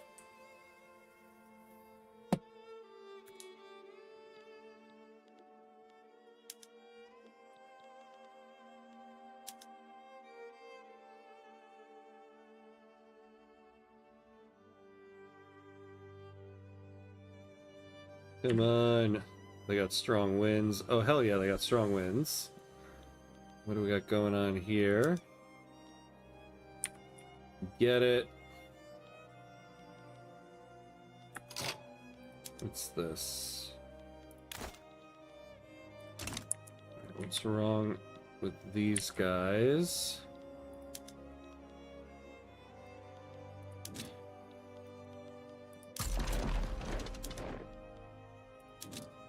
Oof. We're getting hurt over here.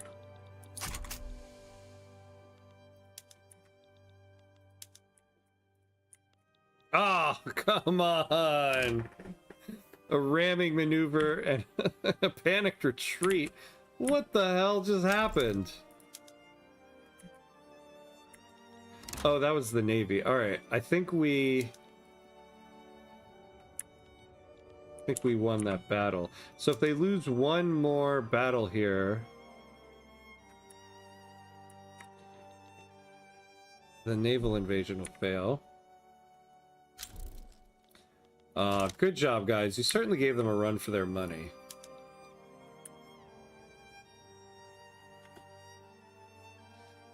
Oh, yeah, look at that. The best part is you're making money during the war. Look at that. And actually, what's our company doing? Oh, come on, you guys. For real? How could you possibly not have a bonkers productivity during this war? You know, I guess maybe I might have overdone it on the PMs.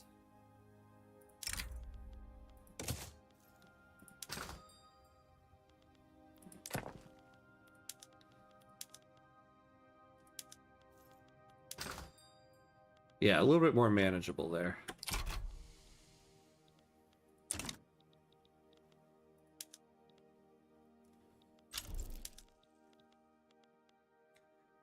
Come on, Russia. Russia, I want to be friends with you. Don't be like that to me. Don't be like that to me. Check your org. Oh. Come on. What happened here? Supply shortage.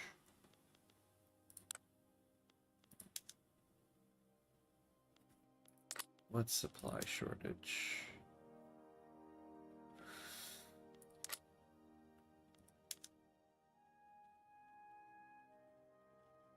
We don't have supply shortages. What are you talking about? Oh, wait. Oh, shoot. Is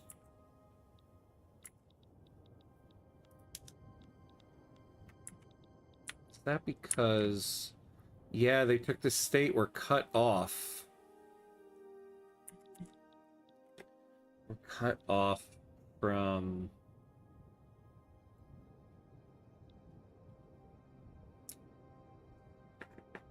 We're cut off from supply. Can we get these guys out of there? Not them.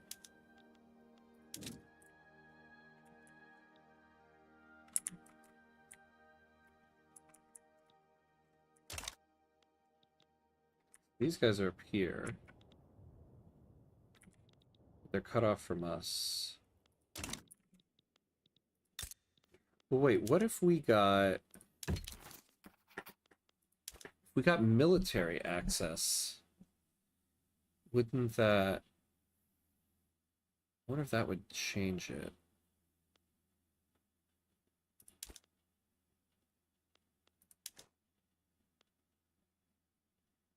Oh, they'll just give that to us.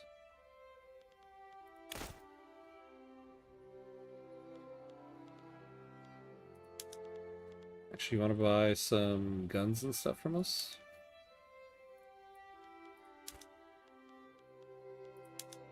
Because why not?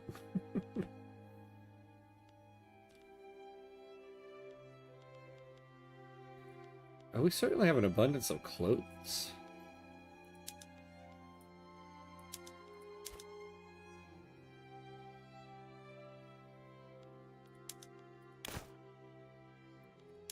Let's do this for 5 years in case we gotta get out of this. Alright. I wonder if...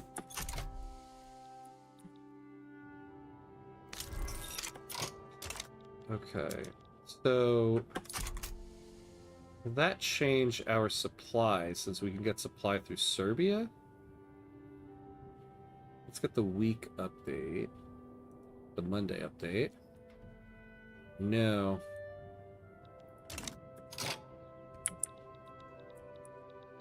Alright, so the naval invasion is done.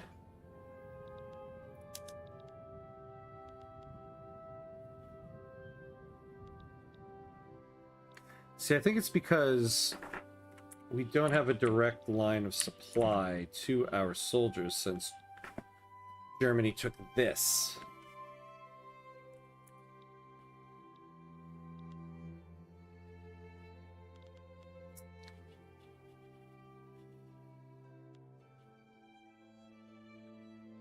I'll use those things at the moment.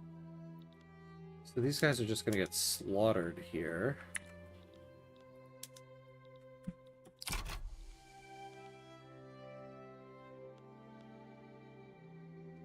Yeah, we have this, but they're also suffering from...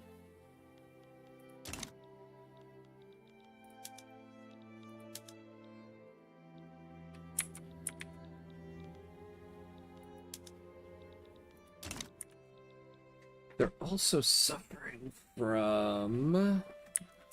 Well, they're suffering from a lot of things. But yeah, these guys are never going to win with no organization here. They're kind of just stuck behind enemy lines here. Alright.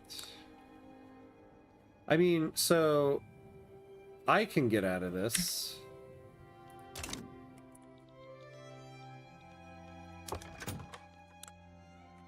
Although, it is raising our productivity here.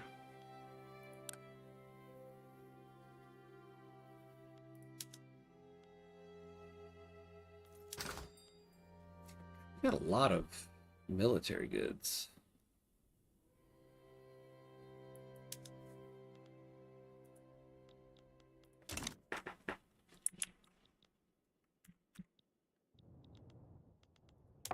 Yeah, and being in this war is not getting us the productivity I was hoping for.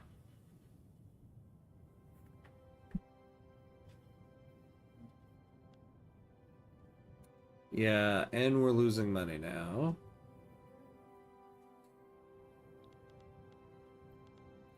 I think we piece out of this. You know, okay, hold on. We're also losing a war down here. I think we piece out of this. And we go make sure the communist revolt doesn't take over Greece. Because this is a losing war. And we're just going to lose the rest of this manpower.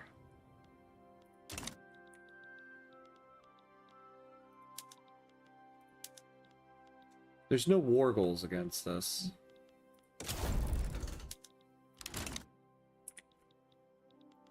So now you guys, yeah, you go offensive. And you go help these guys down there. And then these guys, I don't even know if you guys are going to be able to... Oh, they're traveling to the Italy HQ. Okay.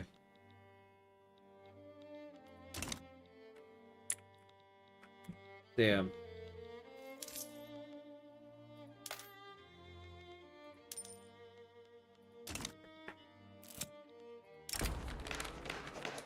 Oh, are you kidding me? Our extra training has seemed to pay off. Troops in Vodoska, Macedonia have put their training to use and learned some new tactics that might help us should we find ourselves at war.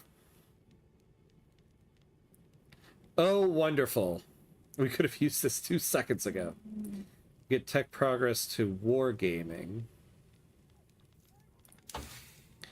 Far away from that, are we?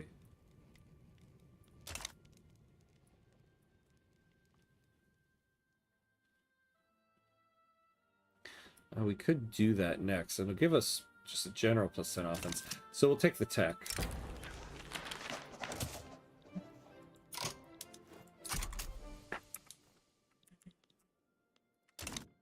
Are these guys going to be able to get home?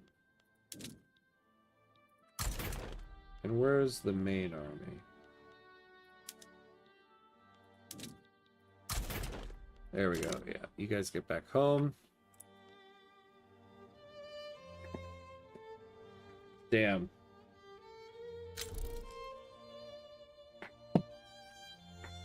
I don't know. Do we call failure on Prussia of the Balkans in 1908 and go for Yugoslavia? Or do we keep trying? There's a part of me that does not want to accept failure on the achievement. If we just had more of an army, and we have people. We have people we could put in an army. We don't necessarily have the economy for it, though. Yeah, you would have to wait for a Bulgaria game when Germany doesn't form. Yeah. Yeah. This was kind of, that Prussia of the Balkans achievement was kind of doomed from the start here, huh? Yugoslavia, here we come.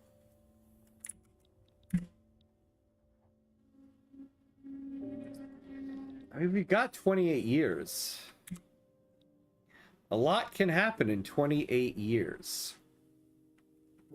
You're gonna ruin the country for prestige if you keep trying in true autocratic fashion. That's a good point. Yep. Or go after Yugoslavia. There is an achievement for it.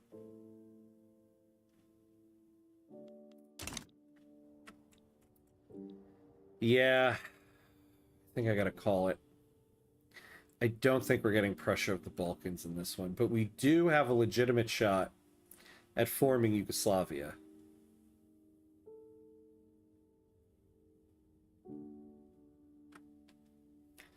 Oh yeah, how's the UK-US war going? I wonder. Oh, look at this guy. The US is losing. Serbia. Oh.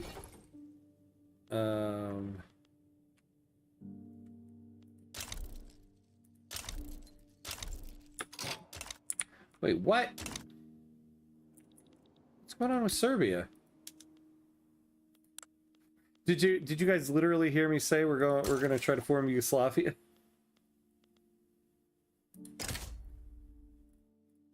You know, while everybody is preoccupied, maybe I make Serbia a protectorate. Or what if I just straight up annex them? 27 infamy or 10.9.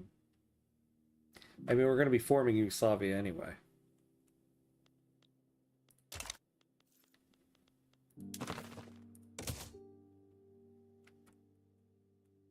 It will get me closer to this, though.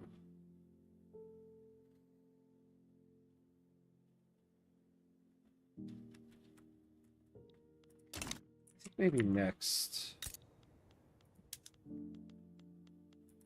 we're going to try to annex these guys. Well, everybody is preoccupados. It might be helpful because I feel like Russia is going to be coming for us.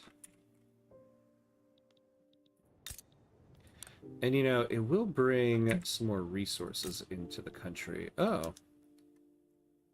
I'll get this company here.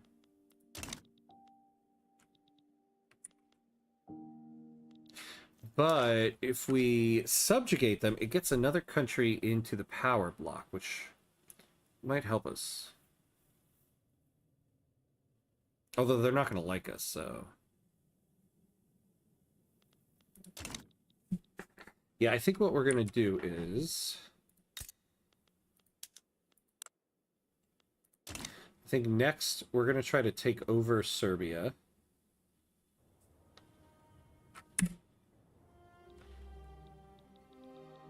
See, that's what I can't tell. Should I take them over, or should I subjugate them?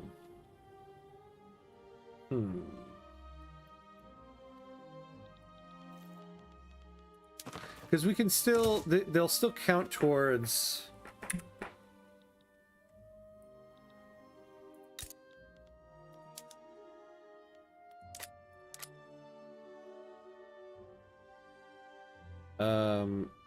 Yeah, why is it giving us... Why is it giving us the check mark for Bosnia? Is it because they're in our power block? Oh, no, because they support us. Oh.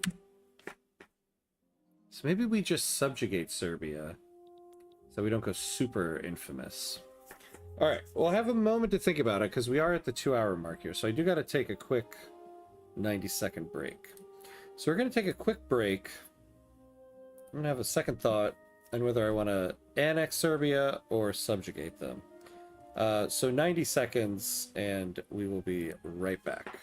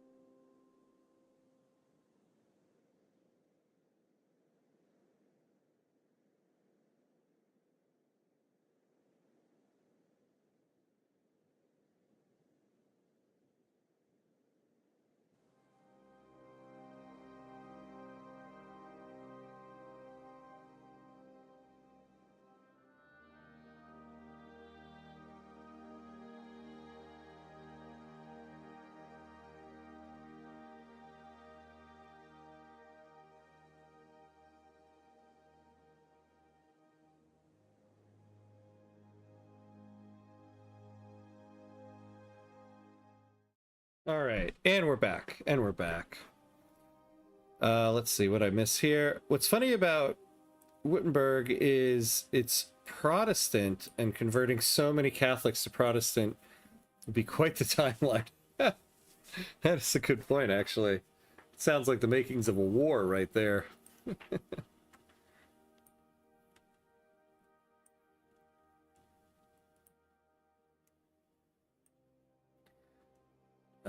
Okay, we could do the unification play. Annex all required states for a country unification not owned by unification supporters, subjects, or allies. So instead, why don't we just do this?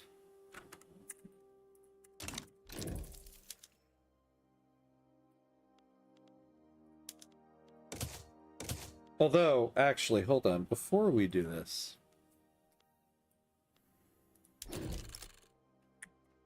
the re-reformation. Oh my god. It sounds like an indie band. The re-reformation. Check the incoming Balkan Diplo play. The Croatian Socialist Revolt. See, the other thing we got to think about though is actually, okay, our manpower is actually back up decently here. I was worried we were going to have a lot less.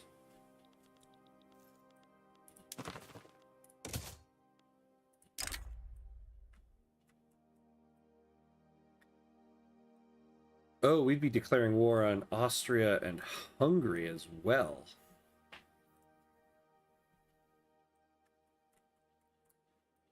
Yikes.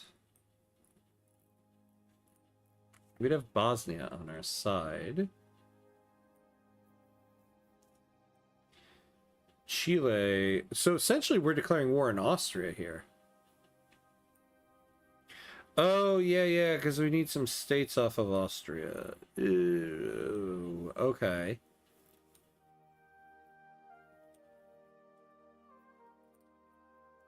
Damn, that Hungarian army. If it wasn't for Hungary's army...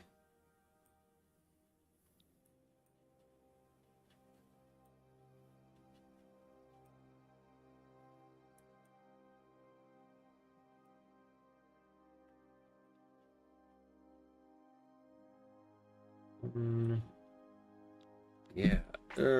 Okay. I think we're going to need a bigger army before we do this.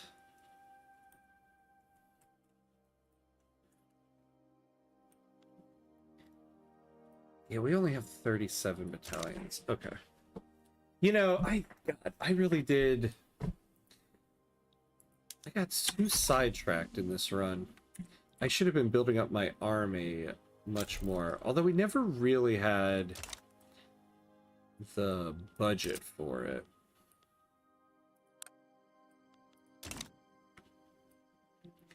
So we're not going to do it yet. Cyprus. You guys are always leaving the power block.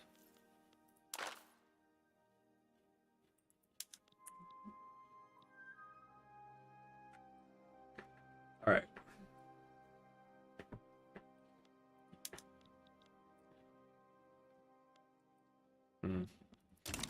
Can we declare more interests? We can.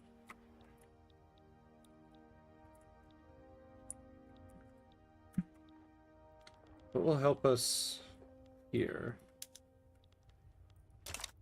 So what are we trading here? Why are we need to hold on to... Look, 400... Wait, we are sending out 408 motors?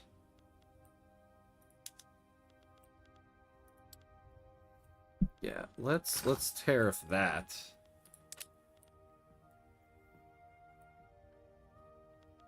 Now this, I wish we had better trade advantage on. So what could we do?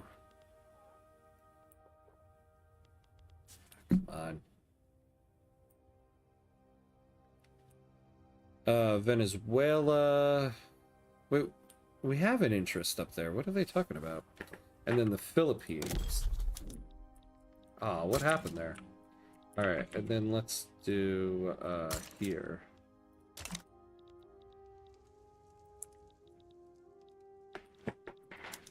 Man, this National Awakening DLC. The Bulgaria specific one we're not going to get. Remember way back when we did our Serbia run? We missed Serbia is Sorbia. This was a difficult DLC. And look at this product. The average productivity globally is 22.5. This was a tough company to take. I wonder if maybe we dissolve that company. They're giving us steel, but what do we actually...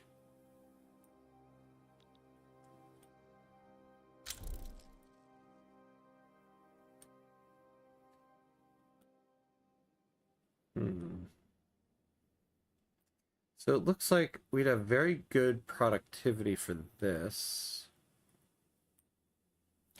Oh, the Bulgarian Metalworks.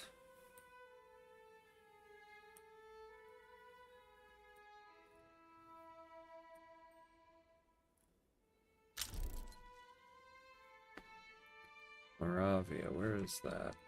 Nope.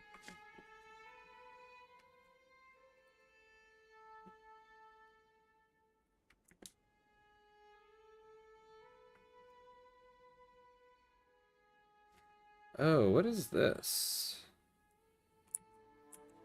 Motors and railways. We can get motors going here.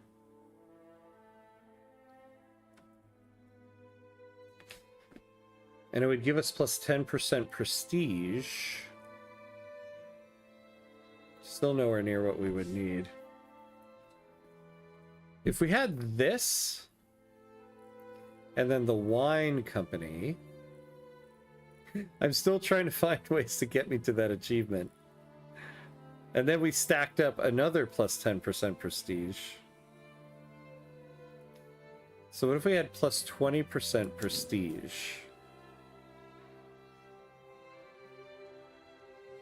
He'd still be nowhere near. We'd have a fifth of what we need. Damn. All right, so if we get rid of that other company.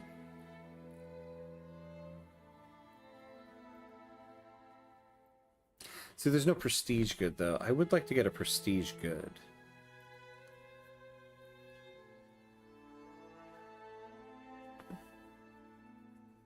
And this one would be pretty good. Bulgarian Metalworks. And wait, how far away from the combustion engine are we? We're still pretty far. All right. We're going to make drastic change.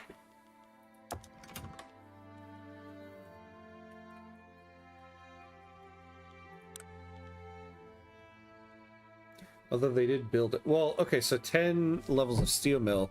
The new company will be able to take that. I'm doing it. I'm doing it. Goodbye, armament company. And now, let's go with the tooling one.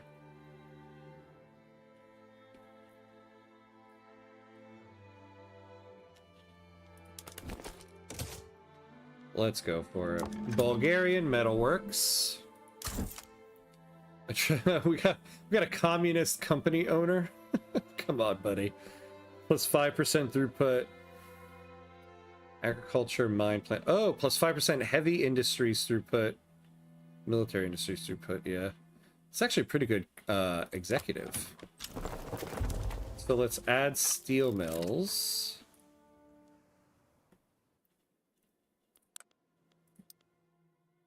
And then hopefully they start taking things. We'll get a little bit better of that.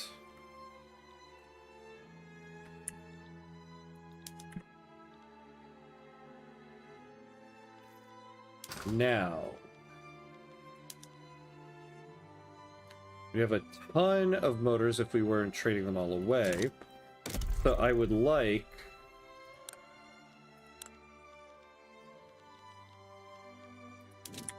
get some railways going. Oh, wait, we have 10 level of railway here?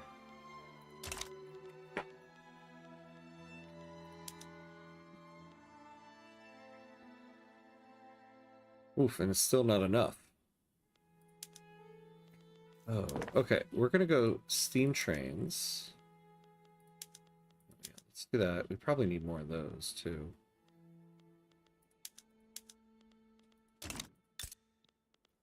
So let's do this one by one.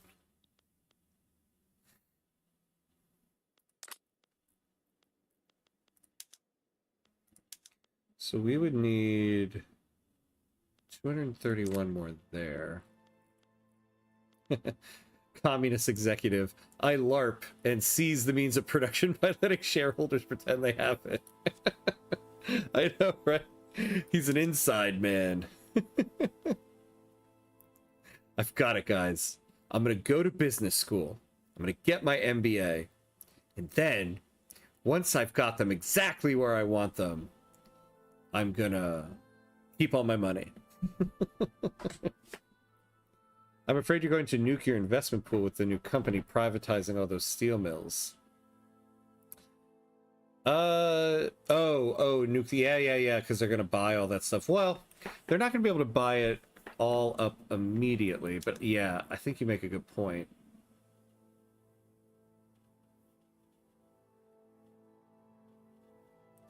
Yeah, do you know, I think it's a lot of the privatization, I think, has been hurting us. Oh, in Austria. Mafia techniques for real. Departed style, get the mob in, the police. Yeah. That's exactly what happened there.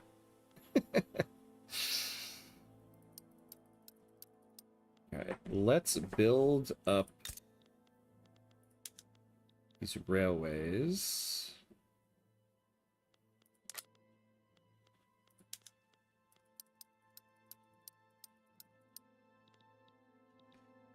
So do that there. We'll do it in these two states first. Oh, and then let's get these tooling workshops out of there. The company will take care of that. We'll build these motors, we'll get these railways, and then I do want to start getting power plants in places.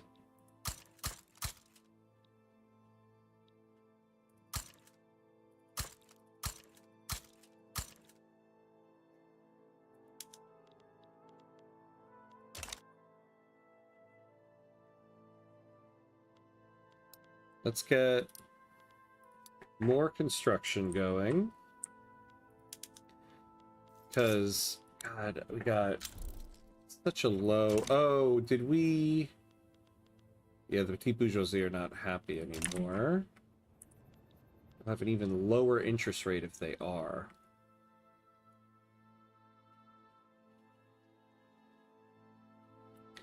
What are these things from?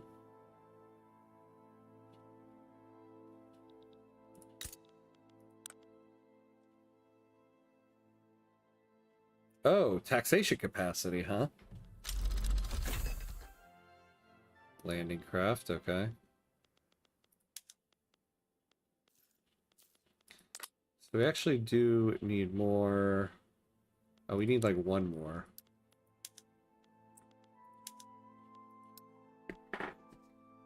It seems like recently the private sector has a strong preference for you building and them just buying them up later, which really makes it hard to grow your investment pool. I know, I know.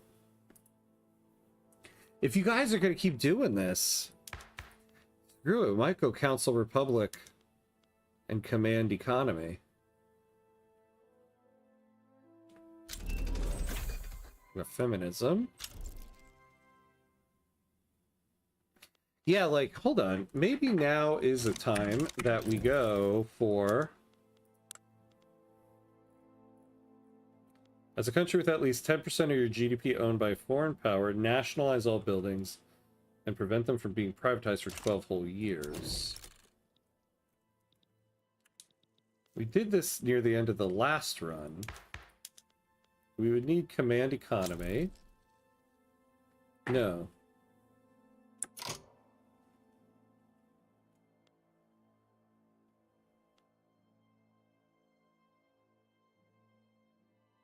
Yeah, it disables the investment pool. Disables privatization, except for companies. How, you know, I actually don't know how this works. You disable, oh, it disables the investment pool except for companies. But then we wouldn't really oh, I guess in order to get that achievement, we wouldn't be able to have companies. So maybe not.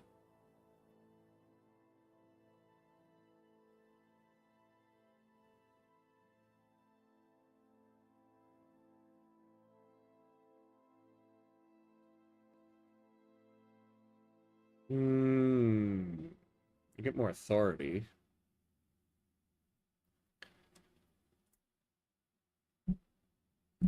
But we would take on 90% of the construction.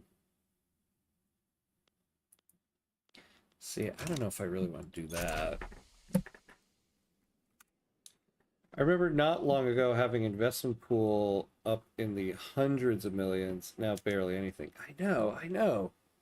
I feel like most of my runs, that's what happens to me, which is why I find this interesting. I've kind of struggled with the investment pool the whole run.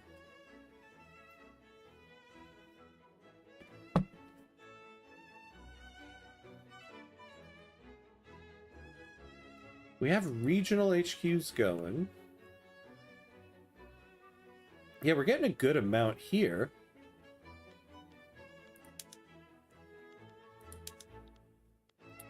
We just cannot keep the private sector going. Paradox must have nerfed it somehow. Yes, I guess. I'm doing an offline run with Portugal right now, and I'm not having as much of an issue. So I feel like it's just what I'm doing in this run. I don't know what I'm necessarily doing differently.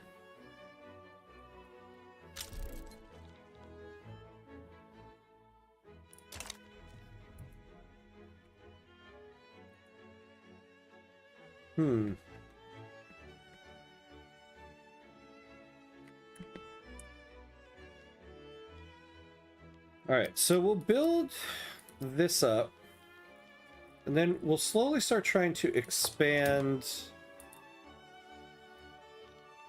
the military here.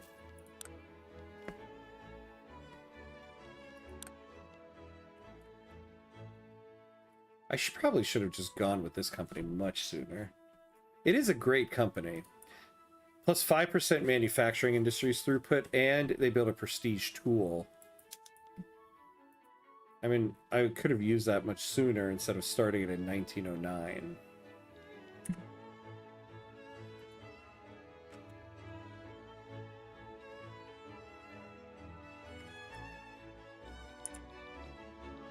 Yeah, look at here, Germany. They're about to really eat Austria.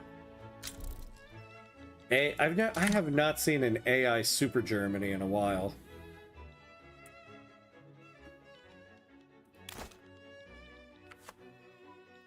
Alright, what are we researching now? Central planning. Then we're going to go through all that.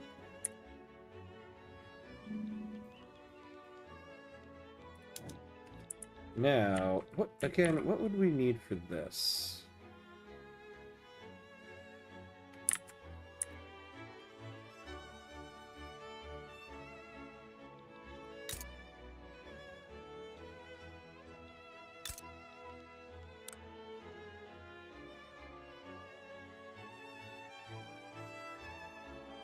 Oh, is this the whole state?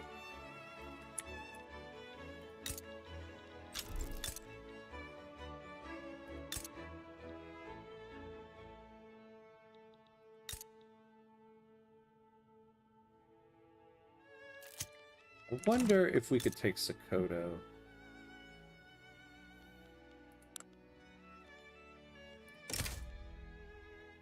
Oof, that'd be a lot of infamy. Nobody would get involved, but man, that would be a lot of infamy.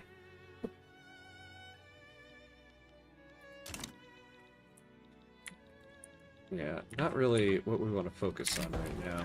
The Bulgarian American League has requested that we establish an embargo against Brazil. Brazil is a known opponent of American interests.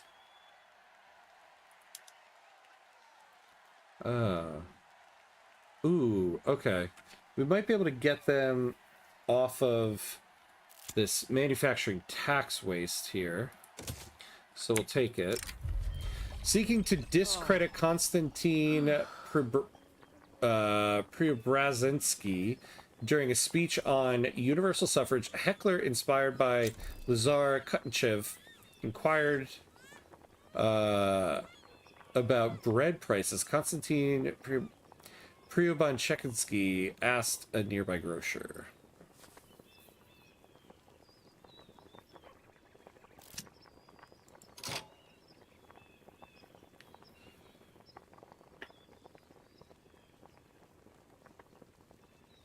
Yeah, we can use more loyalists here. We'll do that. A demonstration organized by the labor movement in Prussia has been violently dispersed by police, leading to several fatalities and serious injuries. Memories of the incident have become a rallying cry for dissidents.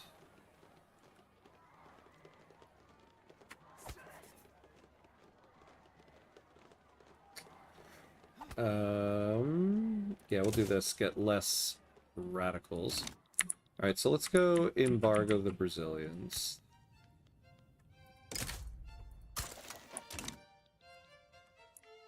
So I wonder how much approval for this we'll get. Oh, you know what? Yeah, let's take the Enlistment efforts off.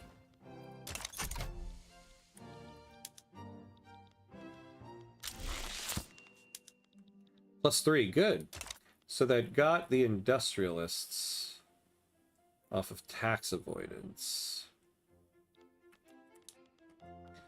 So let's see what happens on the Monday update here.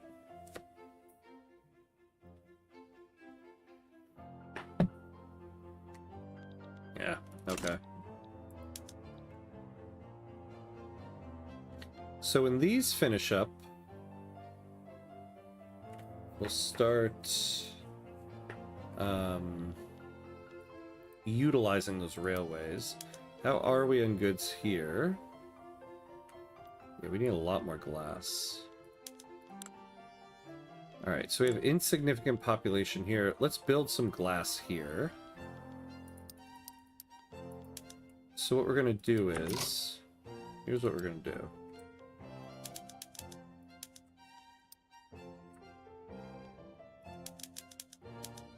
We'll finish the railways. Because then I can free up some workers, and then they can work in our new glassworks.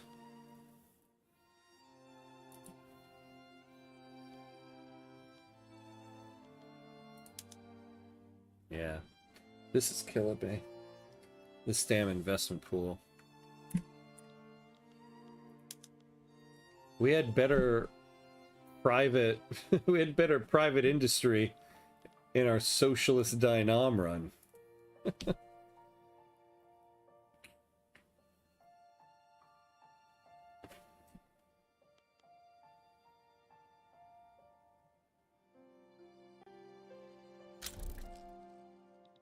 Tell you what, though. If we could get a colonial administration going and get income from a subject like that,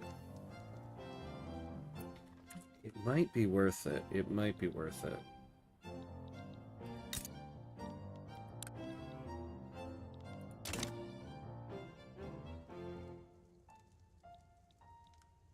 If we took them, and then eventually went after Sokoto. If we went after these guys, how much would people care? It would make us infamous. Oh. Oh, they're in the French market. Poop on you guys. So it would have to be Sokoto.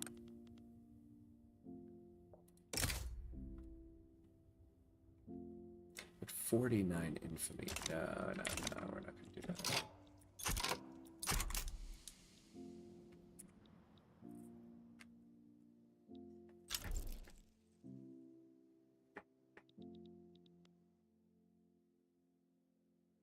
Ooh. Get multiculturalism with this person. Let's get them in here.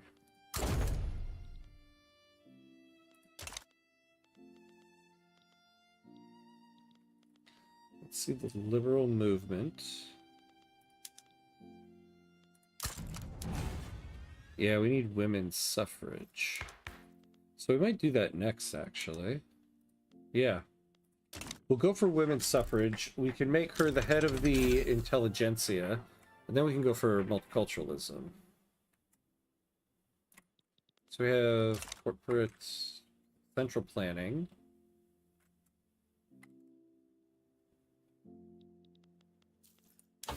So now we're working on multilateral alliances, then we get back to the production queue here.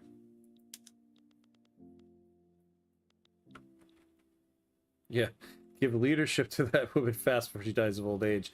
You're right, you know, she's pretty old. We can't give her leadership because we don't have women's suffrage. Yeah, she's 61. Damn. Yeah, we probably shouldn't have invited her if she was going to be that old. But we might get this soon, and then we can get women's suffrage passed pretty quick. Oh, hey, we got a Twitch bot. I haven't had the Twitch bot in quite some time. Hello, Twitch bot.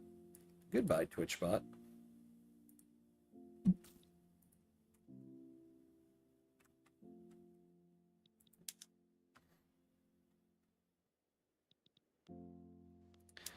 All right. So what we want to do is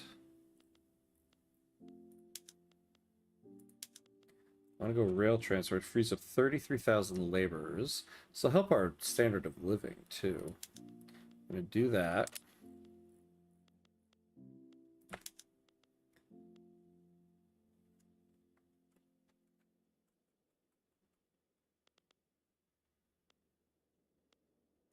Ooh, coal seems to not be great.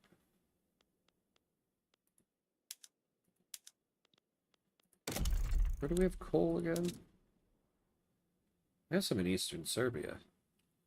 Oh, and Kosovo. We're going to need this for the railways. Ah, we have universal suffrage. All right, let's pause it for a second.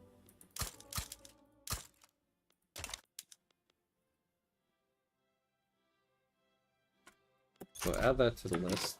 So we're going to go women's suffrage now.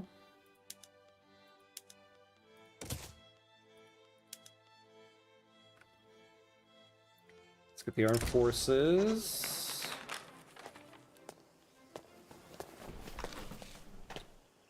So they want to see protected speech.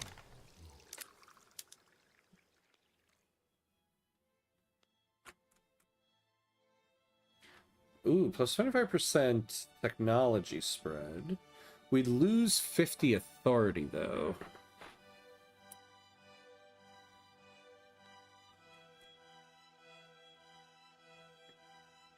And we'd lose some support separatism resistance, which some people are doing on us right now.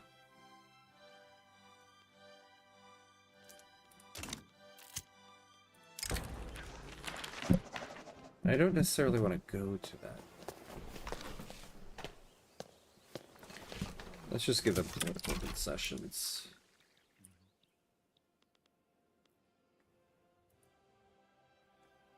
What's a political concession here or there? Oh, you know what, too? Oh, yeah, I don't want to add coal. Because we have a company to do that.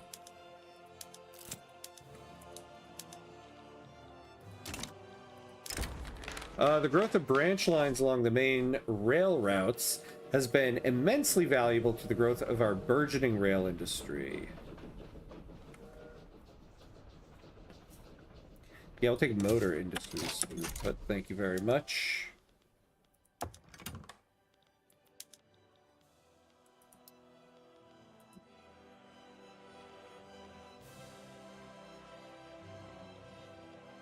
Let's add more construction. I think we can afford it.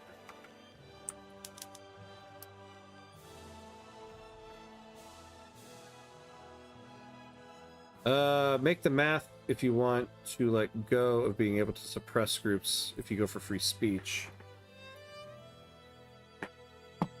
Wait, what? Make the math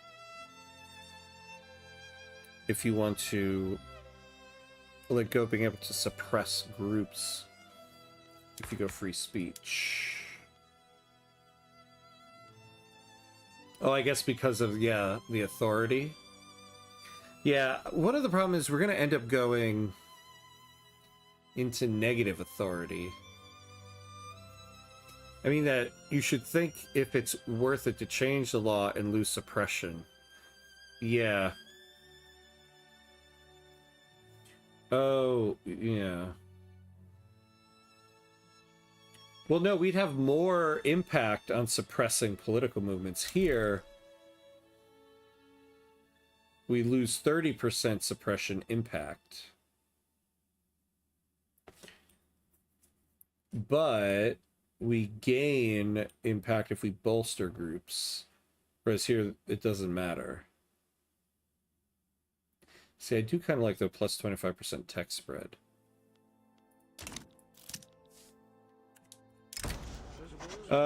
In Annie Besant's body of published works in a popular new book with a vision of women's suffrage might look like, lawyers affiliated with the armed forces say the contents are legally sound.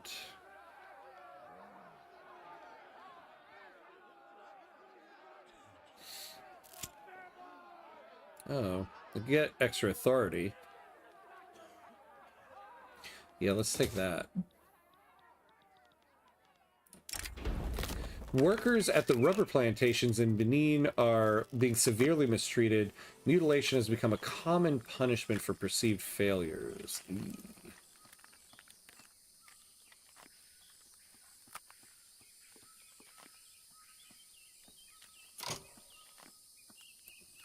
Do we even have any rubber plantations yet?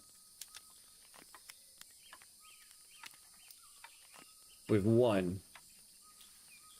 So, yeah, let's lose 10% throughput there for 10 years. Free speech is so good for tech spread as a small country, but too bad it's too far in the tech tree before the late game. Yeah, I know. It would have been nice to get that sooner. Problem is there's just so many laws you need at the beginning of the game.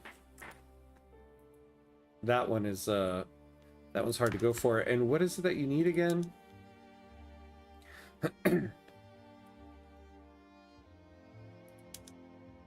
Oh, I guess there's nothing specifically you need.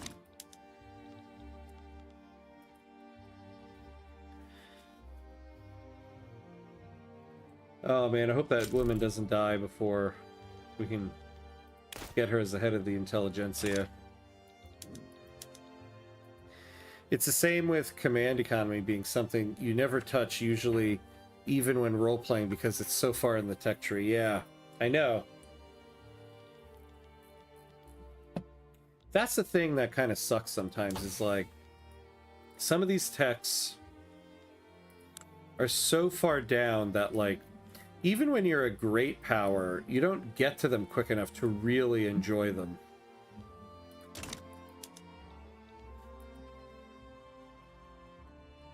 And don't get me started on the analytical philosophy society tech that is at the very end of the tech tree, and it's mean to give you more to give you more research. Oh yeah.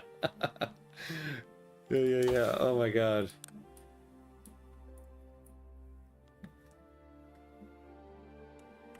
Oh yeah. Gives you more innovation and qualifications in your university, like 5 seconds before the game ends. That is kind of mean. I never thought about that.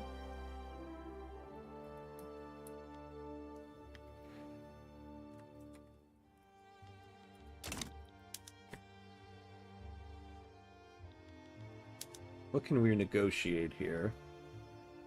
Yeah. I'm with you on analytical philosophy, yeah. I mean, I suppose, you know, you can keep playing the game past 1936. You just don't get achievements anymore. So I guess if you really wanted to just keep playing the game indefinitely, I have to say I've never really done that. We got the extra glassworks done. So, yeah, they're all hired up now. Law progress study, nice. So how is this looking?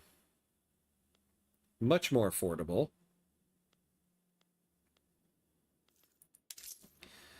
We are utilizing less than 10% of our debt. Yeah, unfortunately, I want to keep these guys happy. Oh, they like protected speech. Damn, I should have made that as the promise then. I think we will. Well, we want to go multiculturalism next. Then we'll go protected speech. So we'll finish out all the construction sectors in that state. Like, the game should have more text based on the interwar period, like commercial aviation and tourism. There's still a good amount of text that would make late game stuff more useful. I think the way the game handles the authority resource is a bit skewed. Like, you get more for being more oppressive, but you can use it for non-oppressive things like more roads or encourage industry. Yeah, I mean, I think the thing is, like,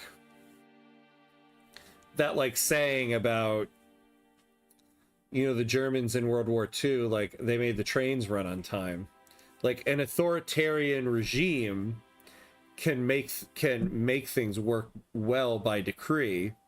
The problem is they just harm everybody in so many other ways.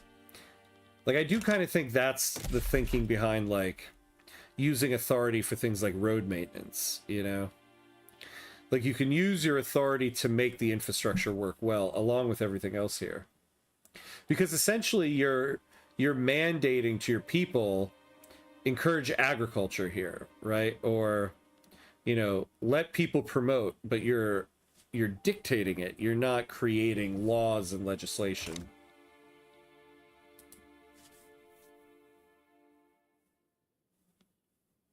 Oh yeah, that's a good point. Yeah, don't forget the roads run on time's a big myth.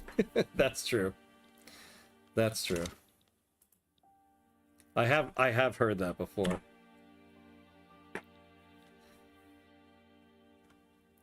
But I think the thinking behind it is like, because you're dictating these things, it uses authority, as opposed to trying to get something through legislation. Petite bourgeoisie always sounds good, but there's a bunch of ethno-nationalists and fascists. Yeah. And I try to marginalize them by the late game. They're MAGA for me. I know. I know. The problem is they have this thing. Then minus 20% loan interest rate. When we had them happy, we had our interest rate at around 0.6%, which is really helping us stay afloat right now. So I'm hoping we can get here. I'll look at that in a moment. I'm hoping when we're allowed to bring somebody else in, we can try to find a good leader for the petite bourgeoisie. I mean, we have a liberal in there right now. Oh, this guy is the reason why they want protected speech. But yeah, their default ideologies kind of suck.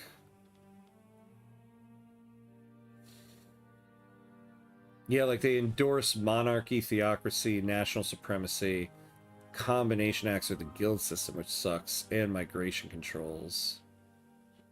Militarized police, secret police. You know,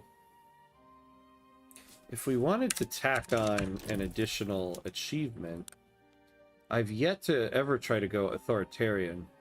Single party state, militarized police, outlaw dissent laws. If we leaned into them, we could do that.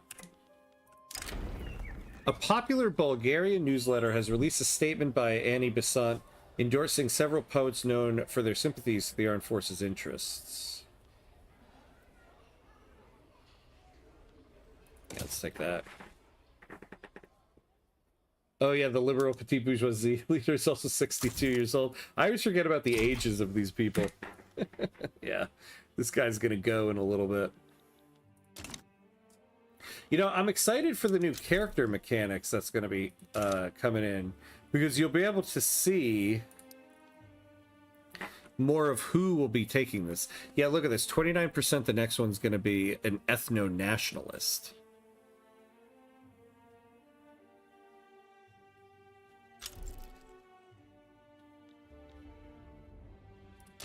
Oh, I wasn't even looking at what that one was. Oh, what are we doing here?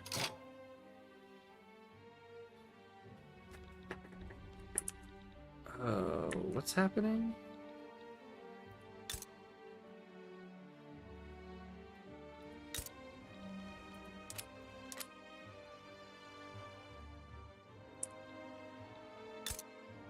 Dalmatia.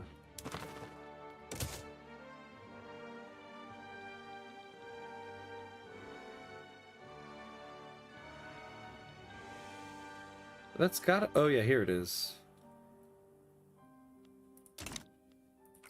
Maybe. Ah, man, that's right though. They got Hungary on their side here.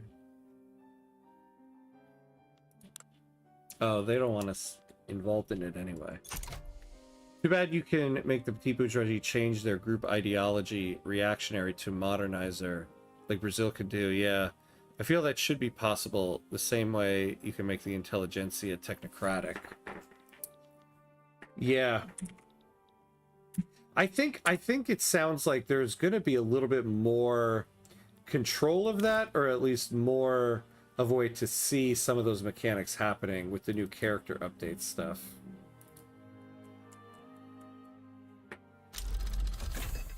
Ah, threshing machines. Okay. So let's get some people out of these jobs.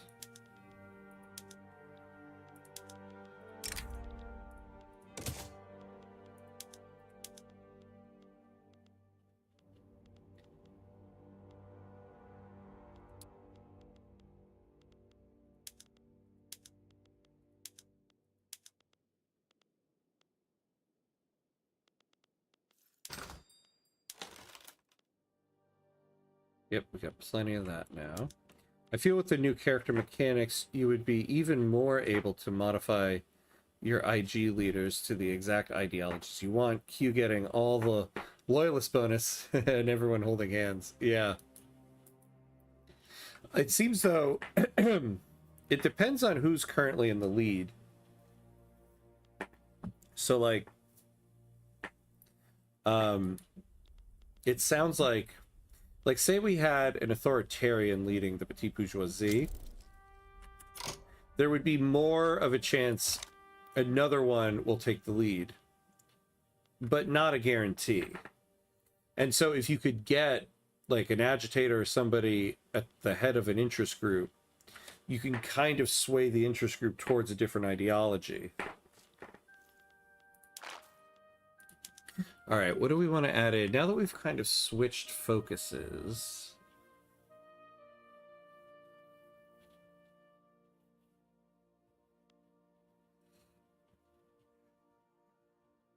do research.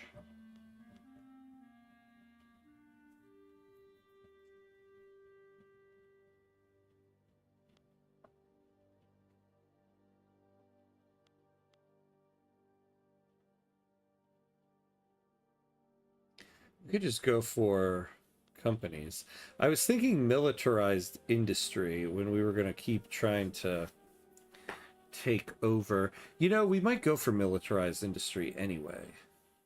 Because we're still eventually going to have to do a unification play. Yeah. We're going to do that. Let's go militarized industry. And then in the last one, we'll go for companies.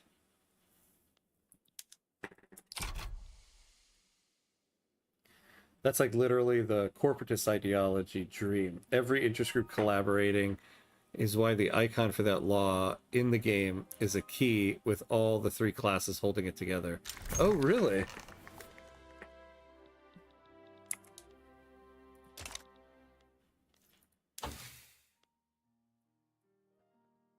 Where is that one?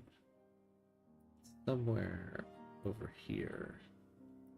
Corporatism. Oh no, that's corporate governance.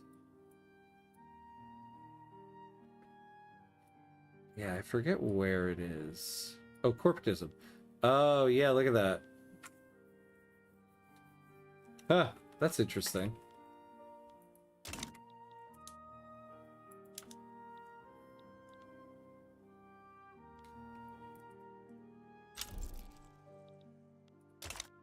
Oh, okay. We're about to get our railroads there. The ideas of the Radical Party have been raising interest throughout the country, leading to potential turmoil.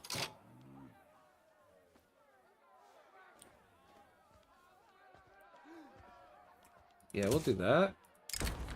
The Voice of go be a popular newspaper read by the petite bourgeoisie class across Bulgaria, has published an article by Annie Besant advocating for the inaction of women's suffrage.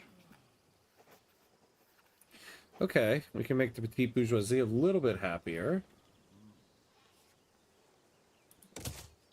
Take that.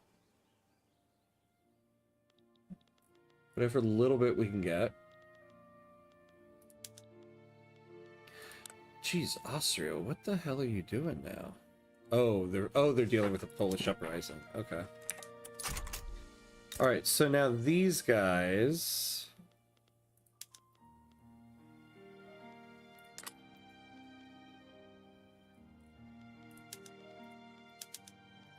So we'll do that with you.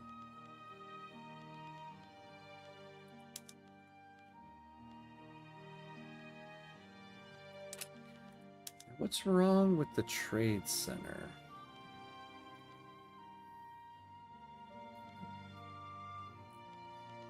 Yeah, look, we're not making enough.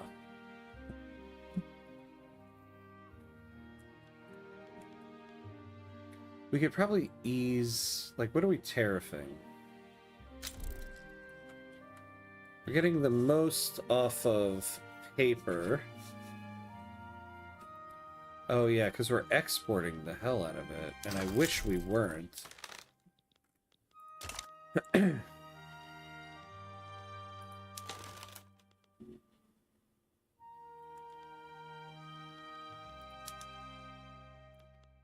So we can ease the tariffs a little bit.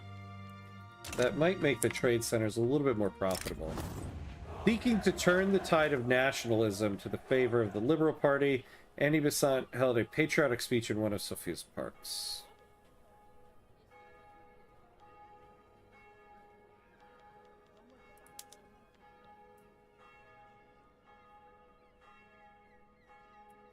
Ooh, yeah, they're gonna need that.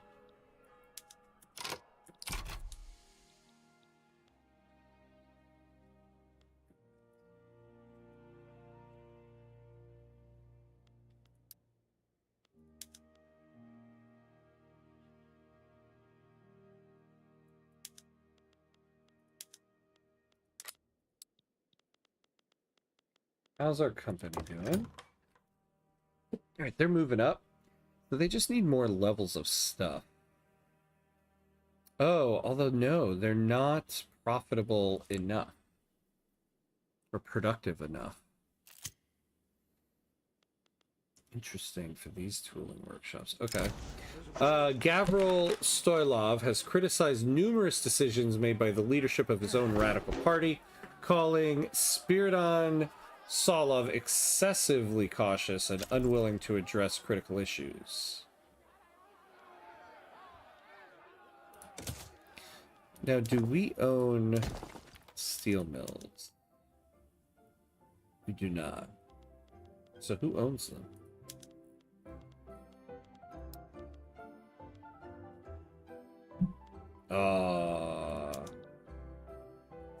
Oh, Austria took them.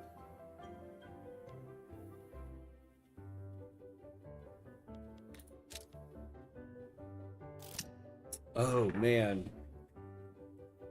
You know, when we do that unification play, I wonder if we'll be able to add nationalizing our buildings from Austria. Representing its constituents in the rural folk, Damian Karabov has issued a formal petition to the Bulgarian government to pass protectionism.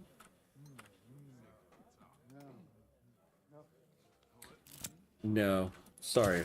Sorry, buddy. We're not going to do that. The agent Sabi Venkov, leader of the industrialists, has unexpectedly expired mid-campaign, robbing the Radical Party of a cornerstone politician. The question of his replacement is now on everyone's lips.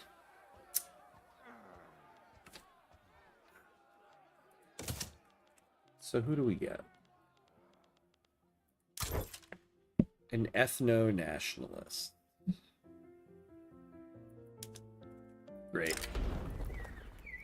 As the debates around the women's suffrage law stall, Annie Besant has motioned to pass the proposal to a commission of experts to break the deadlock.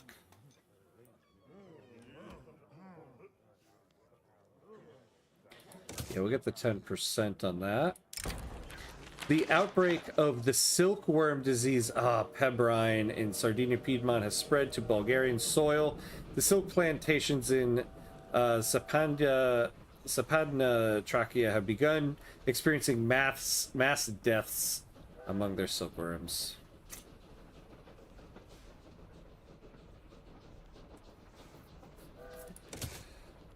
All right. Let me remind myself what it is we got to do on this. Hey, TC Armored, hello, hello. How goes the run? Any particular style of government we are role-playing with? It's going fine. We got one achievement we were working for, the Teamkiller achievement. I think we're not going to get Prussia of the Balkans. So now we're looking to form Yugoslavia. We're mainly trying to do like a presidential republic capitalist run. I feel like I've done a couple communist or socialist runs. So trying to lean into that because we have a company that leans into the industrialists here. So we're kind of playing with that. Oh yeah, so let's read over this pebrine epidemic here. The Bulgarian silk industry has been afflicted on a large scale by pebrine, an epidemic which threatens to decimate our silkworm farms if left unchecked. We have learned how to resolve the pebrine epidemic either from domestic research or from another nation. Bulgaria has had an encourage agricultural decree active for at least 75% in states affected by the pebrine for 1 year after discovering a solution. A solution to the pebrine can be received through researching pasteurization or receiving it from another nation that has discovered the solution. Okay.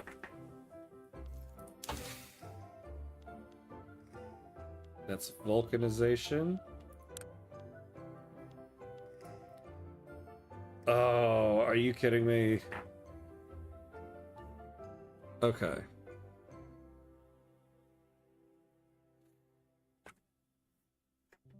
So I still want to go to the combustion engine first, and then we'll go electrical capacitors and pasteurization. All right. But maybe we'll get it on tech spread. Oh, UK against Spain. Nope. Nothing we're gonna do here. All right.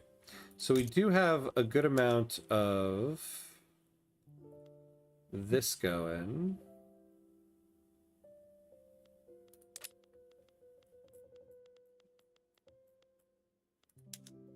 So let's do electrical streets. We'll see how that hires up.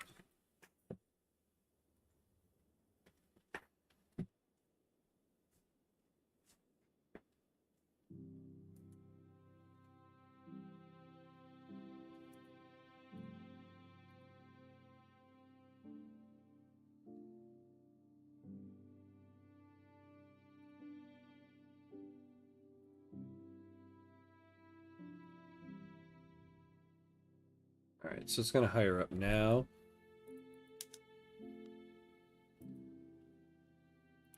Oh, how do you go about handling the worker shortages in late game?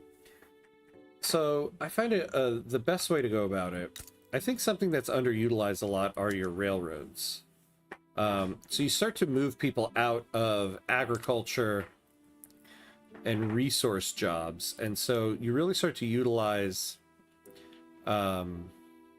the railroads here, because for one, so it takes 11,000 people out of being laborers, which is your lowest rung of paid worker, and that frees them up to work all these other jobs.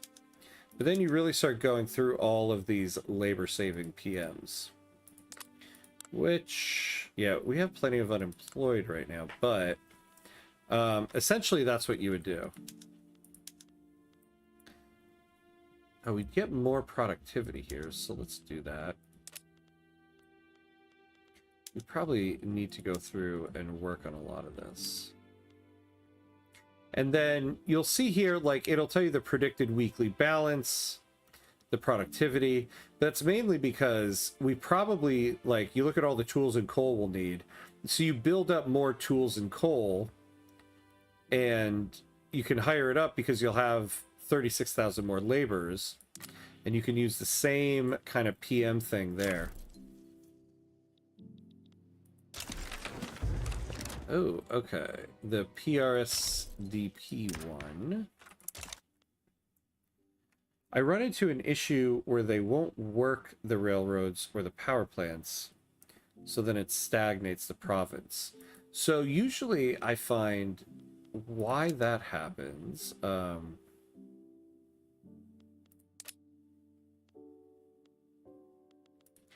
on, let me figure this out here.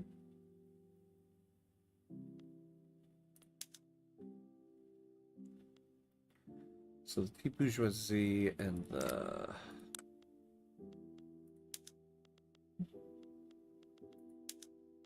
Yeah, we'll do that. So that'll give us that. So usually that's like an input goods thing.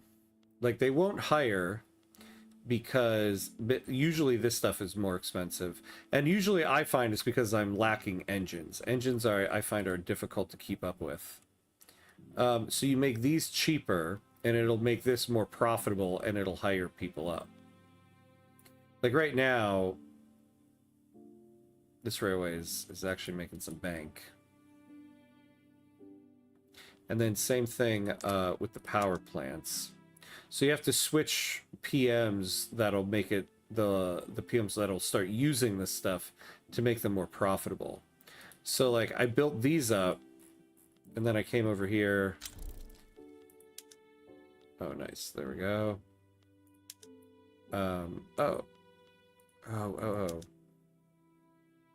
Oh, yeah, I was talking about this one. So over here, actually, we can do that right now. So let's switch to electric streetlights. And now this will start hiring. It immediately starts hiring because this is more expensive. But we also need to fix our coal problem. So this will hire to a certain point. It might stop because coal is so expensive that it'll cut into the profit of it. So when the worker shortage is thrown into that, you have to start monkeying with the PMs of the inputs. Yeah, to force workers around. Exactly. And what's also beneficial is as you start using these PMs, you're taking, let's take a look here. Yeah, we're using it here. So we took 33,000 people out of laborer jobs. And that means there's 33,000 less laborer jobs in this state. And people can start getting hired for better jobs, which get wage multipliers, which means they'll earn more money, which raises their wealth, which ultimately raises your standard of living, which increases and changes their basket of goods, which makes them buy more expensive things in your market. So the labor-saving PMs essentially are a good economic boost, even if it does result in some temporary unemployment. Like here, yeah, we got like 80,000 unemployment now, but essentially the solution to this is just to build more levels of buildings and make more stuff.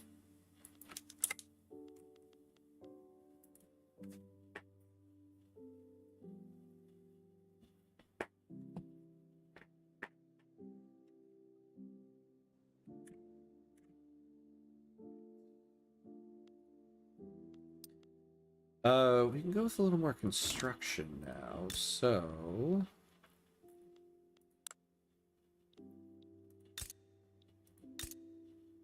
Ooh, Kosovo.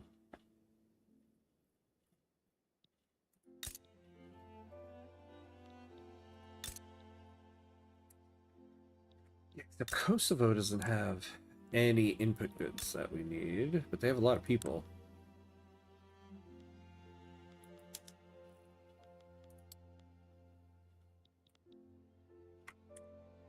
Well, okay, first, we need more military.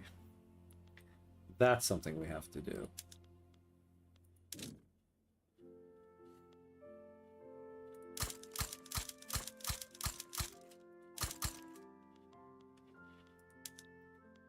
Let's build these guys back up. 14 more.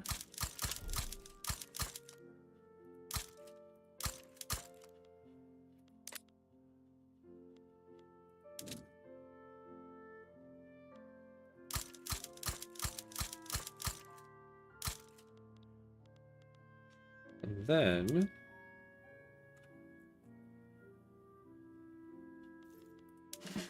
create a new fleet. These will be our convoy raiders.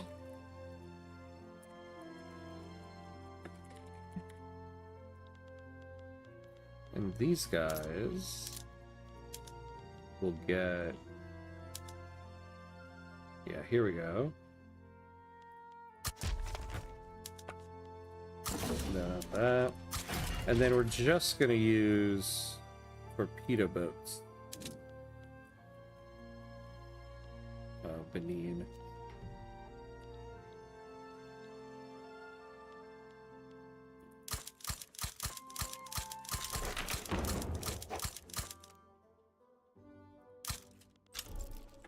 All right, we have women's suffrage, so this is what we're gonna do. I hope we didn't lose.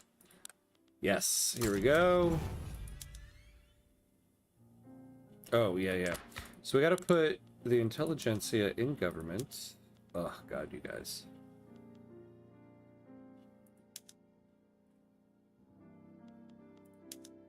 There we go.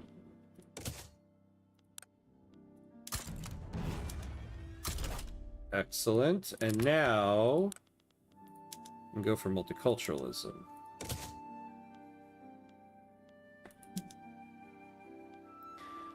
Ooh, we can get the trade unions. It's going to cost us a lot.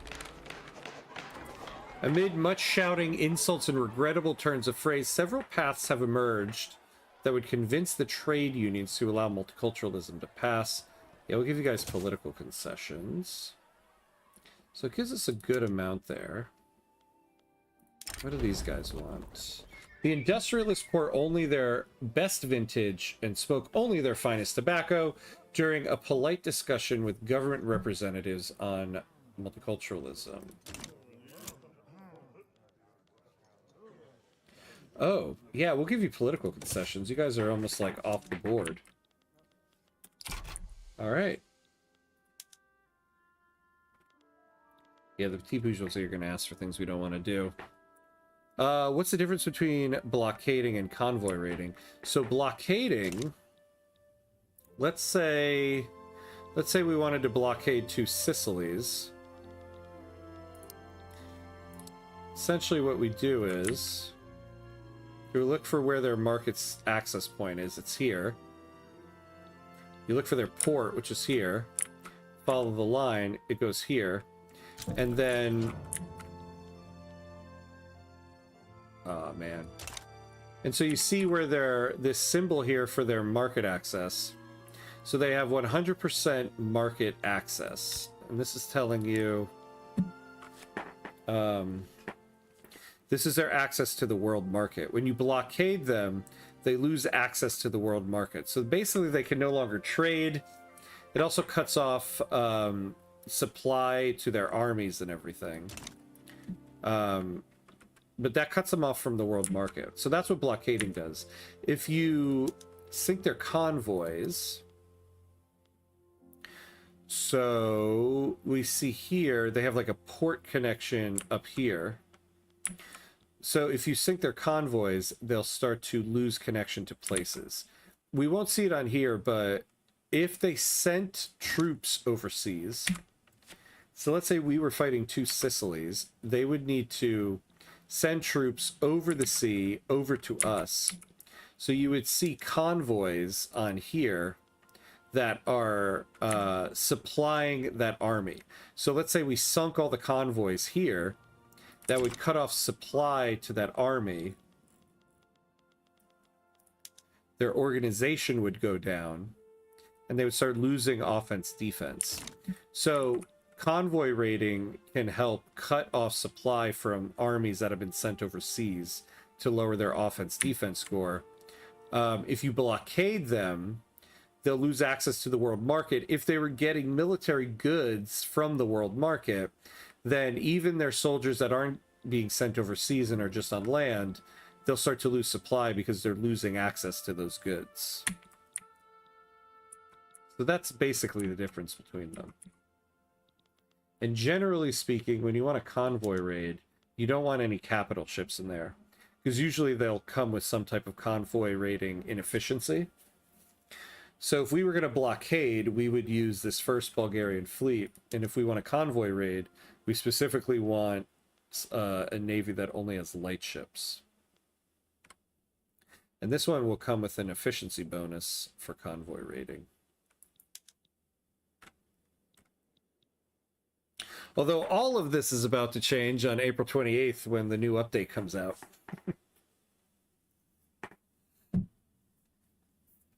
Wouldn't blockading do the same for keeping foreign armies from receiving goods? Or is that a nuance that only affects the homeland?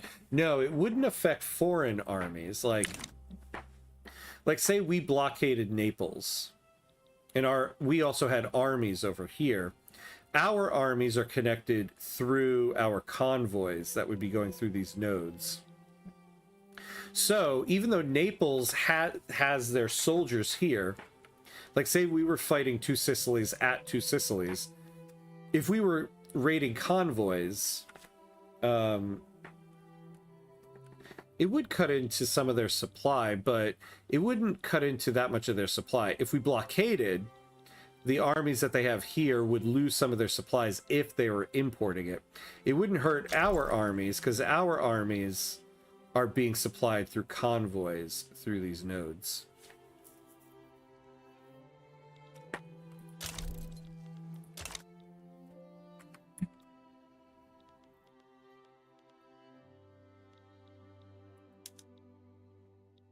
All right.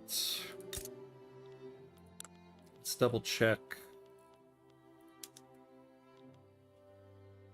Okay, so everybody is doing okay. Oh. All right, so these power plants could use something. So we're using the electric streetlights. So now use it here. Do we have... I don't think we have the thing yet.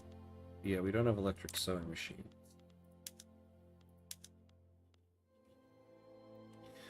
Yeah, we're gonna need a lot more electricity, though.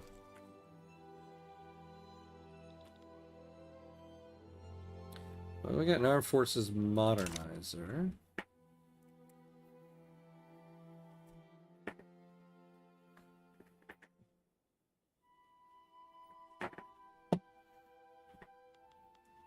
So they're still lacking about 63.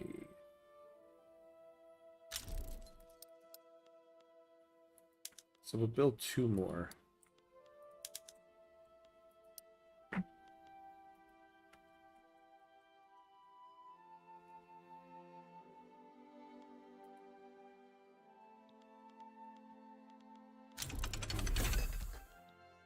Multilateral alliances, finally.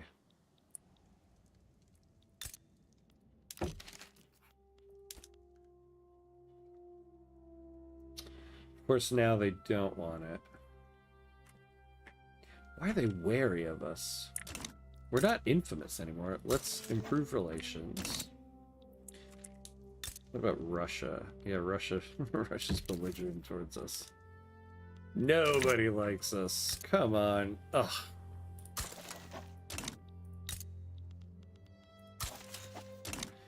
Come on.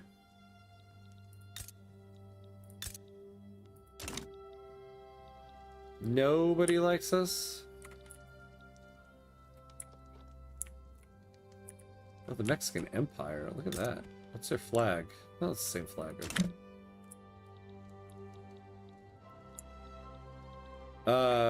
But let's say if you're blockading their homeland and they have troops in your land, their convoys would still be able to reach their army in your land, or would that be stopped via the blockade? And would it require them to be supplied by a different market's convoys? So I guess think of it this way, like, so let's say Two Sicilies sends armies to our land. Their convoys are what's sending the supplies that they have in their market to them over here. So if we sink their convoys, the supplies that they're sending from their market to them is lost. Now, the blockading, let's say, where are they getting those supplies from? If Two Sicilies is making all of those military supplies themselves, then the blockade doesn't mean much. But if Two Sicilies is importing military goods from elsewhere, say like somewhere in the world market, then if we blockaded them and cut them off from the world market, then we're cutting off the supplies getting to Two Sicilies before they can send them out here. And the other thing that blockading does is, if you're sinking convoys, you're just hurting the soldiers here. If you blockade, there's a chance you're hurting the soldiers here, but you're hurting their entire market. Whatever else they're getting from the world market gets cut off, and then they start having input good shortages for their pops, and kind of causes a lot of damage to their market. So both things kind of work hand in hand. It's kind of like blockading stops the supply getting to Two Sicilies. Convoy raiding stops Two Sicilies sending the supplies to their army. Yeah, that's a good way to put it. Blockading is an input restriction, and convoy raiding is more supply. Exactly. Like, let's take us, for example. We have 22 trade centers here. Let's say somebody blockaded us. Our world market access went to 0. We wouldn't be able to bring in all of these goods. So we're bringing in 128 units of sugar. Let's say we were using sugar as a mobilization option in this army. We would get an input goods shortage, and this army would start losing organization, which it's doing right now. Oh, it's got to hire up more. So that's what blockading would do. Now, let's say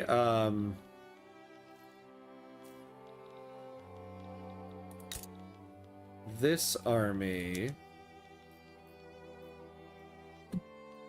is using 45 artillery.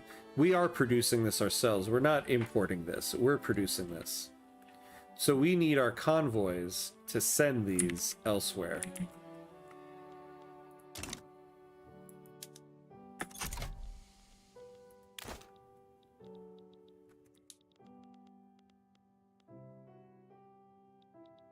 And that's why generally it's best to have a regular army and a convoy raider. One, because it's not good to have capital ships in your convoy raider, which means it's good to have capital ships in the other one. If we were at war, I would set this guy to blockade and send this to go blockade an enemy, and then I would use the other one to just raid their convoys.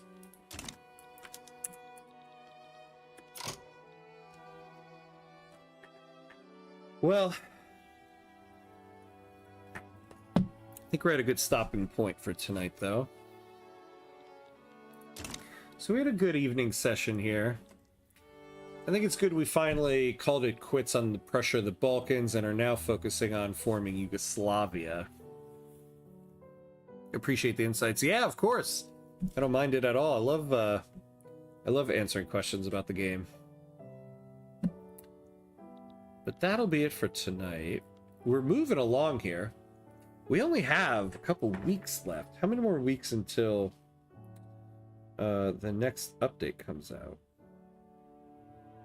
4 weeks. So we got a couple more sessions of this to go. We are taking it to 1938 or 1936. So we still got a little bit more to go, but we made some good progress here. Let's not end with a lingering event. Let's see what this is. Internationalist sentiment within the trade unions has generated suggestions to reach out to workers in the Nigerian liberal revolt.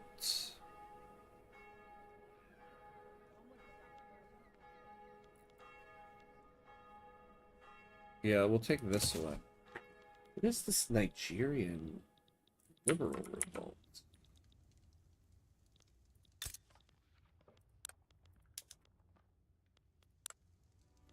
Nobody would have wanted us involved in it anyway. Okay. All right. Well, yeah. So that'll be it for tonight. But thanks for watching, everybody. TC Armored, nice chatting with you at the end here. Thank you very much. Always love chatting about the game mechanics and everything. Let's see. Glenn, Mauricio, you guys still there? Thanks for chatting and watching. Oh, yeah. Good game, Ham. See you Friday. Yeah. The some more Crusader Kings. Thanks for fun. Looking forward to the next games. Yeah, thank you, Mauricio. TC Armored, have a good night. Yeah, you too as well. Yeah, so the next time I'll be on will be on Thursday. So Thursday morning, our regular Europa Universalis 5 run on Thursday, continuing Holland Oates with Holland. So hopefully I'll see everybody then. Thanks for watching tonight, and as always, be awesome, my friends. I'll see you next time.